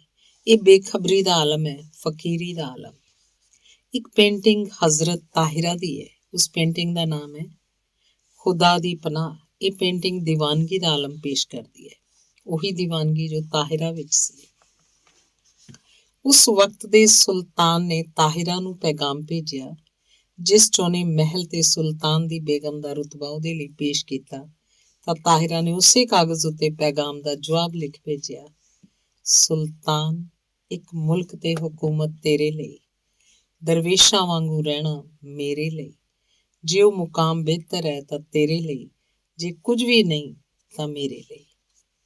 ਤਾਹਿਰਾ ਦੀਆਂ 2 ਪੇਂਟਿੰਗ ਸਨ। ਇੱਕ ਵਿੱਚ ਉਹਦਾ ਚਿਹਰਾ ਇੱਕ ਪਤਲੇ ਜਿਹੇ ਕੱਪੜੇ ਨਾਲ ਢਕਿਆ ਹੋਇਆ ਹੈ। ਦੂਜੀ ਪੇਂਟਿੰਗ 'ਚ ਉਹਦੀਆਂ ਅੱਖਾਂ 4 ਕਦਮਾਂ ਦੀ ਵਿੱਥ ਤੋਂ ਆਪਣੀ ਹੀ ਮੌਤ ਦਾ ਨਜ਼ਾਰਾ ਵੇਖ ਰਹੀਆਂ ਨੇ। ਇਮਰੋਜ਼ ਦੇ ਰੰਗਾਂ 'ਚ ਜਾਦੂ ਹੈ। ਉਹਨੇ ਆਪਣੇ ਬੁਰਸ਼ ਨਾਲ ਤਾਹਿਰਾ ਦੇ ਨੈਣ ਨਕਸ਼ ਕੁਝ ਇਸ ਤਰ੍ਹਾਂ ਉਲੀਕੇ ਹਨ ਕਿ ਉਹਦੇ ਚਿਹਰੇ ਤੋਂ ਦਰਵੇਸ਼ਾਂ ਦਾ ਨੂਰ ਫੁੱਟ-ਫੁੱਟ ਪੈਂਦਾ ਹੈ। ਇਸੇ ਤਰ੍ਹਾਂ ਗੌਤਮ ਬੁੱਧ ਦਾ ਚਿੱਤਰ ਅਦੁੱਤੀ ਹੈ।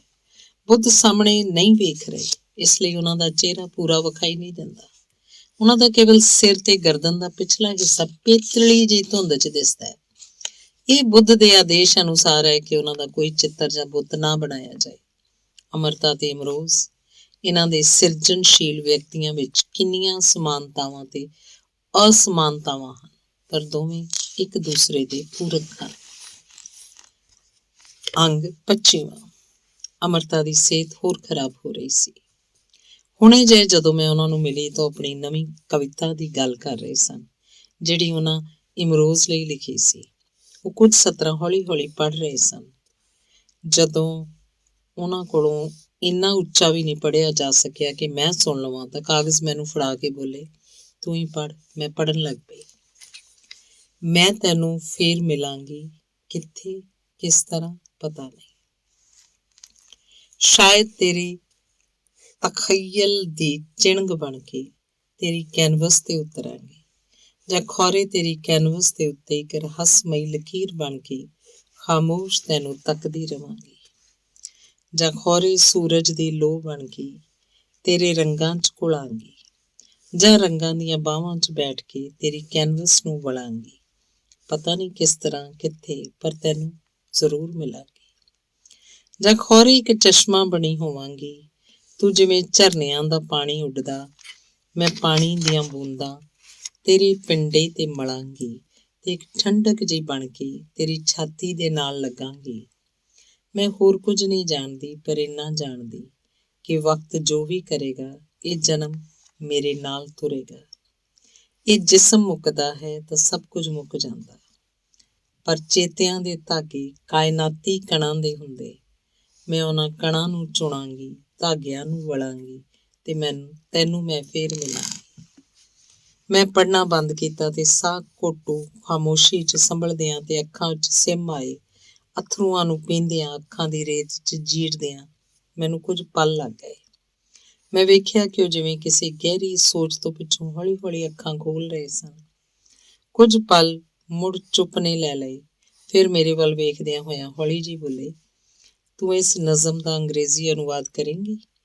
ਮੈਂ ਉਸੇ ਚੁੱਪ 'ਚ ਉਹਨਾਂ ਨੂੰ ਬਾਹਾਂ 'ਚ ਭਰ ਲਿਆ ਤੇ ਕਿਹਾ, ਹਾਂ, ਕਰਾਂਗੀ। ਉਸ ਦਿਨ ਸਾਡੇ ਵਿਚਕਾਰ ਕੋਈ ਹੋਰ ਗੱਲ ਨਹੀਂ ਹੋਈ। ਚੁੱਪ ਦੀ ਛਾਂ ਵਿੱਚ ਹੀ ਮੈਂ ਉਹਨਾਂ ਨੂੰ ਹੀਲਿੰਗ ਦਿੱਤੀ ਤੇ ਉੱਥੋਂ ਤੁਰ ਆਈ। ਮੇਰਾ ਮਨ ਭਾਰਾ ਸੀ ਤੇ ਇੱਕਦਮ ਸਖਣਾ ਵੀ। ਕੋਈ ਸੋਚ ਨਹੀਂ ਸੀ, ਕੋਈ ਭਾਵ ਨਹੀਂ ਸੀ। ਇੱਕ ਲੰਮੀ ਜੁਦਾਈ ਨੂੰ ਮੈਂ ਜਿਵੇਂ ਆਪਣੇ ਮੋਢਿਆਂ ਉੱਤੇ ਚੁੱਕੀ ਤੁਰੀ ਜਾ ਰਹੀ ਸੀ।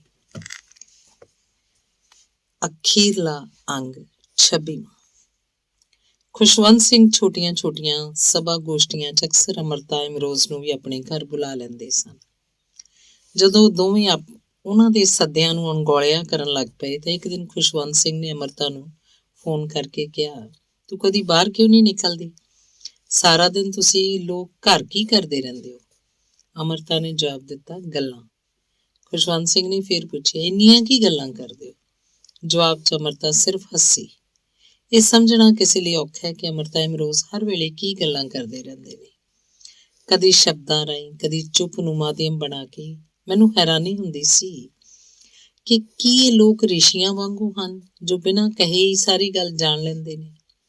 ਅਮਰਤਾ ਤੇ ਇਮਰੋਜ਼ ਇੱਕ ਦੂਜੇ ਦੇ ਨਾਲ ਹੋਣਾ ਜਾਂ ਨੇੜ ਤੇੜੇ ਹੋਣਾ ਪਸੰਦ ਸੀ। ਉਨੀ ਦਿਨੀ ਅਮਰਤਾ ਨੀਮ ਬੇਹੋਸ਼ੀ 'ਚ ਰਹਿਣ ਲੱਗ ਪਈ ਸੀ। ਕਦੀ ਕਦਾਈ ਕੇਵਲ ਇੱਕ ਅੱਧ ਹਰਫ ਹੀ ਬੋਲਦੇ ਸੀ, ਪਰ ਇਮਰੋਜ਼ ਲਈ ਉਹ ਹਮੇਸ਼ਾ ਹਾਜ਼ਰ ਸਨ, ਪਹਿਲਾਂ ਵਾਂਗ ਹੀ ਸੁਚੇਤ। ਹਾਲਾਂਕਿ ਪਹਿਲਾਂ ਵਾਂਗੂ ਇਮਰੋਜ਼ ਉਹਨਾਂ ਨਾਲ ਗੱਲਾਂ ਨਹੀਂ ਸੀ ਕਰ ਸਕਦੇ, ਪਰ ਹੁਣ ਉਹ ਆਪਣੀਆਂ ਕਵਿਤਾਵਾਂ ਰਾਹੀਂ ਉਹਨਾਂ ਨਾਲ ਗੱਲਾਂ ਕਰਨ ਲੱਗ ਪਏ ਸਨ। ਆਪਣੀ ਕਵਿਤਾ ਸੋਹਣੀ ਚੋਂ ਪਿਆਰ ਨਾਲ ਉਹਨਾਂ ਲਈ ਉਹਨਾਂ ਦੀ ਪਸੰਦ ਦੇ ਫੁੱਲ ਲੈ ਕੇ ਆਉਂਦੇ ਹਨ, ਚਾਹੇ ਉਹ ਨਾ ਮੰਗਣ। ਫੁੱਲਾਂ ਦੀ ਫਰਮਾਇਸ਼ ਕਰਨ ਜਾਂ ਨਾ ਕਰਨ, ਫੁੱਲ ਹੀ ਕਿਉਂ, ਉਹਨਾਂ ਲਈ ਫੁਲਕਾਰੀ ਕਢਾਈ ਵਾਲੇ ਦੁਪੱਟਿਆਂ ਦਾ ਗੱਠੜ ਵੀ ਲਿਆਉਂਦੇ, ਉਹਨਾਂ ਦੇ ਸਾਹਮਣੇ ਰੱਖ ਦਿੰਦੇ ਹੈ। ਭਾਵੇਂ ਉਹਨਾਂ ਵਿੱਚੋਂ ਕੋਈ ਵੀ ਚੁਣ ਲੈਣ, ਉਹਨਾਂ ਦੀ ਪਸੰਦ ਦੀ ਦਾਤ ਦਿੰਦੇ ਹਨ। ਉਹ ਲਿਖਦੇ ਹਨ, ਪਰਸੋਂ ਮੈਂ ਪਟਿਆਲੇ ਸਾਂ, ਇੱਕ ਬਾਜ਼ਾਰ 'ਚ ਫੁਲਕਾਰੀ ਡਿਜ਼ਾਈਨ ਦੀਆਂ ਕਈ ਰੰਗਾਂ 'ਚ ਚੁੰਨੀਆਂ ਹੀ ਚੁੰਨੀਆਂ ਸਨ। ਮੈਨੂੰ ਇੰਨੀਆਂ ਚੰਗੀਆਂ ਲੱਗੀਆਂ, ਮੈਂ ਸਾਰੀਆਂ ਦੀਆਂ ਸਾਰੀਆਂ ਲੈ ਆਇਆ, ਹਨੂਮਾਨ ਵਾਂਗ, ਲੈ ਹੁਣ ਗੰਢ ਖੋਲ ਕੇ ਚੁਣ ਲੈ। ਪਰ ਉਹ ਇੰਨੇ ਬਿਮਾਰ ਤੇ ਕਮਜ਼ੋਰ ਹੋ ਗਏ ਸਨ ਕਿ ਖੁਦ ਉੱਠ ਵੀ ਨਹੀਂ ਸਨ ਸਕਦੇ ਤੇ ਨਾ ਹੀ ਕਬੂਲ ਕਰ ਸਕਦੇ ਸਨ। ਉਹਨਾਂ ਦੀ ਭਾਵਨਾ, ਉਹਨਾਂ ਦੀ ਭੇਂਟ ਉਹ ਇਹ ਜਾਣਦੇ ਸਨ, ਫਿਰ ਵੀ ਕਿਤਾਬਾਂ ਦੀ ਦੁਕਾਨ ਉੱਤੇ ਜਾਂਦੇ ਹਨ ਤੇ ਅਮਰਤਾ ਹੋਰਾਂ ਲਈ ਕਜ਼ਾਨ ਜਾਕਿਸ ਦੇ ਖਤਾਂ ਦੀ ਕਿਤਾਬ ਲੈ ਆਉਂਦੇ ਹਨ। ਪਹਿਲਾਂ ਉਹਨਾਂ ਨੂੰ ਪੜ੍ਹਨ ਲਈ ਦਿੰਦੇ ਹਨ ਤੇ ਉਹਨਾਂ ਨੂੰ ਪੁਰਾਣੇ ਦਿਨ ਯਾਦ ਕਰਾਉਂਦੇ ਹਨ ਜਦੋਂ ਇਕੱਠੇ ਕਿਤਾਬਾਂ ਪੜ੍ਹਦੇ ਸਨ। ਸੋਹਣੀ ਚ ਅਮਰਤਾ ਨੂੰ ਸੋਹਣੀ ਆਖਦਿਆਂ ਇਮਰੋਜ਼ ਲਿਖਦੇ ਹਨ, ਸੋਹਣੀ ਨੇ ਤਾਂ ਕੱਚੇ ਘੜੇ ਦੀ ਮਦਦ ਨਾਲ ਪੰਜਾਬ ਦਾ ਦਰਿਆ ਪਾਰ ਕੀਤਾ ਸੀ, ਪਰ ਅਮਰਤਾ ਨੇ ਆਪਣੀ ਲੇਖਣੀ ਨਾਲ ਪੰਜਾਬ ਨੂੰ ਕਈ ਵਾਰ ਪਾਰ ਕੀਤਾ। ਪਿਛਲੀ ਅੱਧੀ ਸਦੀ ਵਿੱਚ ਆਪਣੀ ਕਵਿਤਾ ਆਲ੍ਹਣਾ ਘਰ ਵਿੱਚ ਇਮਰੋਜ਼ ਖੁਦ ਨੂੰ ਇੱਕ ਖੁੱਲ੍ਹਾ ਘਰ ਦੱਸਦਿਆਂ ਲਿਖਦੇ ਹਨ, ਮੇਰਾ ਆਲ੍ਹਣਾ ਘਰ ਮੇਰੇ ਜਿੱਡਾ, ਪਰ ਜਦੋਂ ਤੂੰ ਆ ਜਾਂਦੀ ਏ ਇਹ ਮੇਰੇ ਜਿੱਡਾ ਵੀ ਤੇ ਤੇਰੇ ਜਿੱਡਾ ਵੀ ਹੋ ਜਾਂਦਾ ਹੈ। ਉਹ ਆਪਣਾ ਆਲ੍ਹਣਾ ਘਰ ਉਹਨਾਂ ਨੂੰ ਦਿੰਦੇ ਹੋਏ ਕਹਿੰਦੇ ਹਨ, ਇਹ ਓਨਾ ਹੀ ਵੱਡਾ ਹੈ ਜਿੰਨੇ ਉਹ ਹਨ, ਪਰ ਜਦੋਂ ਅਮਰਤਾ ਘਰ ਦੇ ਅੰਦਰ ਆ ਜਾਂਦੇ ਹਨ ਤਾਂ ਉਹ ਹੋਰ ਵੱਡਾ ਹੋ ਜਾਂਦਾ ਹੈ। ਉਹ ਜਾਣਦੇ ਹਨ ਕਿ ਇਸ ਵਾਰ ਅਮਰਤਾ ਦੀ ਉਡਾਨ ਬਹੁਤ ਲੰਮੀ ਹੈ ਤੇ ਵਾਪਸੀ ਬਾਰੇ ਉਹਨਾਂ ਨੂੰ ਵੀ ਪਤਾ ਨਹੀਂ। ਜਿਸ ਤਰ੍ਹਾਂ ਉਹਨਾਂ ਦੇ ਘਰ ਦੇ ਤਿਣਕੇ ਨੇ ਹਮੇਸ਼ਾ ਅਮਰਤਾ ਨੂੰ ਜੀ ਆਇਆਂ ਕਿਹਾ, ਉਸੇ ਤਰ੍ਹਾਂ ਉਹਨਾਂ ਨੂੰ ਅਲਵਿਦਾ ਵੀ ਕਹਿੰਦਾ ਹੈ। ਅਮਰਤਾ ਲਈ ਇਮਰੋਜ਼ ਲਿਖਦੇ ਨੇ, ਉਹ ਕਵਿਤਾ ਜਿਉਂਦੀ ਹੈ ਤੇ ਜ਼ਿੰਦਗੀ ਲਿਖਦੀ ਹੈ ਤੇ ਨਦੀ ਵਾਂਗ ਚੁੱਪਚਾਪ ਵਗਦੀ ਸਾਰੇ ਪਾਸੇ ਜਰਖੇਜ਼ੀ ਵੰਡਦੀ ਜਾ ਰਹੀ ਹੈ ਸਾਗਰ ਵੱਲ, ਸਾਗਰ ਹੋਣ। ਜਦੋਂ ਅਮਰਤਾ ਬਿਮਾਰ ਸਨ ਤੇ ਹਸਪਤਾਲ ਤੋਂ ਪਰਤੇ ਹੀ ਸਨ, ਮੈਂ ਜਜ਼ਬਾਤੀ ਹੋ ਕੇ ਇਮਰੋਜ਼ ਨੂੰ ਪੁੱਛ ਬੈਠੀ, ਅਮਰਤਾ ਇੰਨੇ ਬਿਮਾਰ ਨੇ, ਜਦੋਂ ਤੁਹਾਨੂੰ ਛੱਡ ਕੇ ਚਲੇ ਜਾਣਗੇ ਤੁਸੀਂ ਕੀ ਕਰੋਗੇ? ਉਹ ਇੰਨੇ ਬਿਮਾਰ ਨੇ ਕਿ ਇਹ ਵੀ ਨਹੀਂ ਪਤਾ ਕਦੋਂ ਤੱਕ ਰਹਿਣ। ਤੁਹਾਡੇ ਅੰਦਰ ਕੀ ਵਿਛੋੜੇ ਦੀ ਹੂਕ ਨਹੀਂ ਉੱਠਦੀ? ਉਹ ਤੁਹਾਡੀ ਜ਼ਿੰਦਗੀ ਦਾ ਕੇਂਦਰ ਹਨ, ਉਹਨਾਂ ਬਿਨਾਂ ਕੀ ਕਰੋਗੇ ਤੁਸੀਂ? ਉਹ ਮੁਸਕਰਾਏ ਤੇ ਬੋਲੇ, ਵਿਛੋੜੇ ਦੀ ਹੂਕ? ਕਿਹੜਾ ਵਿਛੋੜਾ? ਕਿੱਥੇ ਜਾਏਗੀ ਅਮਰਤਾ? ਉਹਨੇ ਇੱਥੇ ਹੀ ਰਹਿਣਾ, ਮੇਰੇ ਕੋਲ, ਮੇਰੇ ਆਲੇ ਦੁਆਲੇ। ਅਸੀਂ 40 ਵਰ੍ਹਿਆਂ ਤੋਂ ਨਾਲ ਹਾਂ, ਸਾਨੂੰ ਕੌਣ ਜੁਦਾ ਕਰ ਸਕਦਾ? ਮੌਤ ਵੀ ਨਹੀਂ। ਮੇਰੇ ਕੋਲ ਪਿਛਲੇ 40 ਸਾਲਾਂ ਦੀਆਂ ਯਾਦਾਂ ਹਨ, ਸ਼ਾਇਦ ਉਹ ਤੋਂ ਪਿਛਲੇ ਜਨਮ ਦੀਆਂ ਵੀ, ਜੋ ਮੈਨੂੰ ਯਾਦ ਨਹੀਂ। ਇਹਨਾਂ ਨੂੰ ਮੈਥੋਂ ਕੌਣ ਖੋ ਸਕਦਾ? ਮੈਂ ਵੇਖਦੀ ਰਹੀ, ਖਾਮੋਸ਼ੀ ਵਿੱਚ। 31 ਅਕਤੂਬਰ ਦੁਪਹਿਰ ਢਲੇ ਜਦੋਂ ਅਚਾਨਕ ਮੇਰੇ ਫੋਨ ਦੀ ਘੰਟੀ ਵੱਜੀ ਤਾਂ ਮੈਂ ਤ੍ਰਬਕ ਗਈ। ਕੁਝ ਵਾਪਰਨ ਤੋਂ ਪਹਿਲਾਂ ਕਾਇਨਾਤ ਮਨੁੱਖ ਨੂੰ ਸ਼ਾਇਦ ਸੁਚੇਤ ਕਰ ਦਿੰਦੀ ਹੈ। ਮੈਂ ਜਿਉਂ ਹੀ ਰਿਸੀਵਰ ਚੁੱਕਿਆ, ਇਮਰੋਜ਼ ਦੀ ਆਵਾਜ਼ ਸੁਣਾਈ ਦਿੱਤੀ, ਉਮਾ ਜੀ। ਉਹ ਕੁਝ ਰੁਕੇ ਤੇ ਫਿਰ ਬੋਲੇ, ਮਾਜਾ ਚਲੀ ਗਈ। ਮੈਂ ਕੁਝ ਨਹੀਂ ਬੋਲੀ, ਸ਼ਾਇਦ ਬੋਲ ਹੀ ਨਹੀਂ ਸਕੀ, ਬਸ ਇੰਨਾ ਹੀ ਕਿਹਾ, ਮੈਂ ਪਹੁੰਚਦੀ ਹਾਂ। ਇਸ ਤਰ੍ਹਾਂ ਜਾਪਿਆ ਜਿਵੇਂ ਮੈਂ ਇਸ ਖਬਰ ਨੂੰ ਸੁਣ ਚੁੱਕੀ ਸਾਂ ਜਾਂ ਸੁਣਨ ਦਾ ਹੀ ਇੰਤਜ਼ਾਰ ਕਰ ਰਹੀ ਸਾਂ। ਇਹ ਤਾਂ ਅਸੀਂ ਸਾਰੇ ਜਾਣਦੇ ਹੀ ਸੀ ਕਿ ਹੁਣ ਸਿਰਫ ਖਬਰ ਆਉਣੀ ਬਾਕੀ ਸੀ। ਉਂਝ ਤਾਂ ਸਾਡੇ ਸਾਰਿਆਂ ਲਈ ਅਮਰਤਾ ਜਾ ਹੀ ਚੁੱਕੀ ਸੀ। ਅਦਬ ਦੀ ਦੁਨੀਆ ਨੂੰ, ਕਵਿਤਾ ਨੂੰ ਉਹਨਾਂ ਅਲਵਿਦਾ ਕਹਿ ਦਿੱਤੀ ਸੀ। ਹੁਣ ਉਹ ਨਾ ਕੁਝ ਬੋਲਦੇ ਸਨ, ਨਾ ਹੀ ਕੁਝ ਕਹਿੰਦੇ ਸਨ, ਬਸ ਵੇਖਦੇ ਰਹਿੰਦੇ ਸਨ ਜਾਂ ਫਿਰ ਕਦੀ ਕਦਾਈ ਇਮਾ ਕਹਿ ਕੇ ਇਮਰੋਜ਼ ਨੂੰ ਹਾਕ ਮਾਰਦੇ ਸਨ। ਇਮਰੋਜ਼ ਉਹਨਾਂ ਦੀਆਂ ਨਜ਼ਰਾਂ ਨੂੰ ਪੜ੍ਹ ਲੈਂਦੇ, ਸਮਝ ਲੈਂਦੇ ਕਿ ਉਹ ਕੀ ਕਹਿਣਾ ਚਾਹੁੰਦੇ ਸਨ। ਉਹਨਾਂ ਦੇ ਕੁਝ ਕਹਿਣ ਤੋਂ ਬਿਨਾਂ ਹੀ ਉਹ ਸਭ ਪੂਰਾ ਹੋ ਜਾਂਦਾ ਜੋ ਉਹ ਚਾਹੁੰਦੇ ਸਨ। ਇਮਰੋਜ਼ ਮੁਸਕਰਾਉਂਦੇ, ਕਦੀ ਕਦੀ ਮੈਨੂੰ ਵੀ ਦੱਸ ਦਿੰਦੇ ਕਿ ਉਹ ਕੀ ਕਹਿ ਰਹੇ ਸਨ। ਉਹ ਕਹਿੰਦੇ, ਅਮਰਤਾ ਮੇਰੇ ਨਾਲ ਨਹੀਂ ਬੋਲਦੀ, ਪਰ ਉਹਦੇ ਨੈਣ ਨਕਸ਼ ਮੇਰੇ ਨਾਲ ਗੱਲਾਂ ਕਰਦੇ ਹਨ।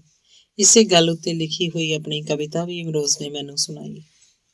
ਕੱਲ ਰਾਤੀ ਸੁਪਨੇ 'ਚ ਇੱਕ ਔਰਤ ਵੇਖੀ, ਜਿਹਨੂੰ ਮੈਂ ਪਹਿਲੇ ਕਦੀ ਨਹੀਂ ਸੀ ਵੇਖਿਆ, ਪਰ ਮਿਲਦਿਆਂ ਹੀ ਲੱਗਾ ਇਸ ਬੋਲਦੇ ਨੈਣ ਨਕਸ਼ਾਂ ਵਾਲੀ ਨੂੰ ਕਿਤੇ ਵੇਖਿਆ ਹੋਇਆ। ਦੋ ਮਨੁੱਖ ਜਦੋਂ ਇੱਕ ਦੂਸਰੇ ਨੂੰ ਇੰਨਾ ਪਿਆਰ ਕਰਦੇ ਹੋਣ ਤਾਂ ਸ਼ਾਇਦ ਉਹਨਾਂ ਨੂੰ ਇੱਕ ਦੂਸਰੇ ਨਾਲ ਗੱਲਾਂ ਕਰਨ ਦੀ ਲੋੜ ਨਹੀਂ ਪੈਂਦੀ। ਉਹ ਇੱਕ ਦੂਸਰੇ ਦੇ ਚਿਹਰੇ ਪੜ੍ਹ ਲੈਂਦੇ ਹਨ। ਕੋਈ ਦੋ ਅੱਖਾਂ ਰਾਹੀਂ ਕਿਸੇ ਦੀਆਂ ਦੋ ਅੱਖਾਂ ਨੂੰ ਸਭ ਕੁਝ ਕਹਿ ਜੂ ਦਿੰਦਾ ਹੈ। ਮੈਨੂੰ ਇਮਰੋਜ਼ ਦੇ ਕਹੇ ਹੋਏ ਬੋਲ ਯਾਦ ਆਉਂਦੇ ਹਨ। ਕਦੇ ਕਦੇ ਖੂਬਸੂਰਤ ਸੋਚਾਂ ਖੂਬਸੂਰਤ ਸਰੀਰ ਵੀ ਧਾਰ ਲੈਂਦੀਆਂ ਨੇ। ਅੱਜ ਫਿਰ ਉਸੇ ਸੋਚ ਨੇ ਇੱਕ ਖੂਬਸੂਰਤ ਸਰੀਰ ਤਿਆਗ ਕੇ ਖੂਬਸੂਰਤ ਸੋਚ ਬਣਨਾ ਸਵੀਕਾਰ ਕਰ ਲਿਆ ਸੀ। ਮੈਂ ਛੇਤੀ ਛੇਤੀ ਉਹਨਾਂ ਦੇ ਘਰ ਪਹੁੰਚੀ। ਪਤਾ ਲੱਗਾ ਉਹਨਾਂ ਨੂੰ ਸ਼ਮਸ਼ਾਨ ਲੈ ਗਏ ਹਨ। ਸ਼ਮਸ਼ਾਨ ਦੀ ਵੀਰਾਨੀ 'ਚ ਕੁਝ ਲੋਕ ਖਲੋਤੇ ਹੋਏ ਅੱਗ ਦੇ ਲਾਂਬੂ ਵੇਖ ਰਹੇ ਸਨ। ਮੈਂ ਦੂਰੋਂ ਵੇਖਿਆ। ਸਭ ਤੋਂ ਵੱਖਰੇ ਇੱਕ ਕੋਨੇ 'ਚ ਖਲੋਤੇ ਇਮਰੋਜ਼ ਟਿਕਟਿਕੀ ਲਾਈ ਅੱਗ ਦੀ ਲਾਟਾਂ ਵੱਲ ਵੇਖ ਰਹੇ ਸਨ, ਜਿਹੜੀਆਂ ਉਹਨਾਂ ਦੀ ਮਹਿਬੂਬਾ ਨੂੰ ਮੁੜ ਪੰਜਾਂ ਤੱਤਾਂ 'ਚ ਬਦਲ ਰਹੀਆਂ ਸਨ। ਮੈਂ ਕੋਲ ਜਾ ਕੇ ਉਹਨਾਂ ਦੇ ਮੋਢੇ ਤੇ ਹੱਥ ਰੱਖਦਿਆਂ ਕਿਹਾ, ਉਦਾਸ ਨਾ ਹੋਇਓ। ਜਿਵੇਂ ਮੈਨੂੰ ਯਕੀਨ ਹੀ ਸੀ ਕਿ ਅਮਰਤਾ ਦੇ ਜਾਣ ਪਿੱਛੋਂ ਇਮਰੋਜ਼ ਉਦਾਸ ਹੋ ਜਾਣਗੇ। ਉਹਨਾਂ ਮੁੜ ਕੇ ਵੇਖਿਆ ਤੇ ਬੋਲੇ, ਉਦਾਸ ਕਿਉਂ ਹੋਵਾਂ? ਜੋ ਮੈਂ ਨਹੀਂ ਕਰ ਸਕਿਆ ਉਹ ਕੁਦਰਤ ਨੇ ਕਰ ਦਿੱਤਾ। ਮੈਂ ਉਹਨੂੰ ਦਰਦ ਤੋਂ ਮੁਕਤੀ ਨਹੀਂ ਦਿਵਾ ਸਕਿਆ, ਉਹਨੇ ਦਿਵਾ ਦਿੱਤੀ। ਇੱਕ ਆਜ਼ਾਦ ਰੂਹ ਜਿਸਮ ਦੇ ਪਿੰਜਰੇ ਚੋਂ ਨਿਕਲ ਕੇ ਮੁੜ ਆਜ਼ਾਦ ਹੋ ਗਈ। ਪਿਆਰ 'ਚ ਮਨ ਕਵੀ ਹੋ ਜਾਂਦਾ ਹੈ। ਉਹ ਕਵੀ ਕਵਿਤਾ ਲਿਖਦਾ ਹੀ ਨਹੀਂ, ਕਵਿਤਾ ਜਿਉਂਦਾ ਵੀ ਹੈ। ਕਾਇਨਾਤ ਦੇ ਭੇਤਾਂ ਨੂੰ ਜਾਣਦੇ ਪਛਾਣਦੇ ਖੁਸ਼ ਮਿਜਾਜ਼ ਇਮਰੋਜ਼ ਅੰਮ੍ਰਿਤਮਈ ਹੋ ਗਏ ਸਨ। ਉਸੇ ਰਾਤ ਇਮਰੋਜ਼ ਨੇ ਇੱਕ ਕਵਿਤਾ ਲਿਖੀ। ਕੱਲ ਤੱਕ ਜ਼ਿੰਦਗੀ ਕੋਲ ਇੱਕ ਰੁੱਖ ਸੀ, ਜਿੰਦਾ ਰੁੱਖ, ਫੁੱਲਾਂ ਫਲਾਂ ਤੇ ਮਹਿਕਾਂ ਨਾਲ ਭਰਿਆ। ਪਰ ਅੱਜ ਜ਼ਿੰਦਗੀ ਕੋਲ ਸਿਰਫ ਉਹਦਾ ਜ਼ਿਕਰ ਹੈ, ਜ਼ਿੰਦਾ ਜ਼ਿਕਰ। ਉਹ ਰੁੱਖ ਹੁਣ ਬੀਜ ਬਣ ਗਿਆ ਹੈ ਤੇ ਬੀਜ ਹਵਾਵਾਂ ਨਾਲ ਰਲ ਕੇ ਕਿਤੇ ਉੱਡ ਗਿਆ ਹੈ, ਪਤਾ ਨਹੀਂ ਕਿਸ ਧਰਤੀ ਦੀ ਤਲਾਸ਼ ਵਿੱਚ। ਤੇ ਅਮਰਤਾ ਜੀ ਲਈ ਉਹਨਾਂ ਦੇ ਸ਼ਬਦਾਂ ਵਿੱਚ ਕਿਹੋ ਜਿਹੀ ਇਸ ਦੀ ਖੁਸ਼ਬੋਈ। ਫੁੱਲ ਮੋਇਆ ਪਰ ਮਹਿਕ ਨਹੀਂ ਮੋਈ। ਕੱਲ ਹੋਠਾਂ 'ਚੋਂ ਆਉਂਦੀ ਪਈ ਸੀ, ਅੱਜ ਹੰਝੂਆਂ 'ਚੋਂ ਆਉਂਦੀ ਪਈ ਹੈ।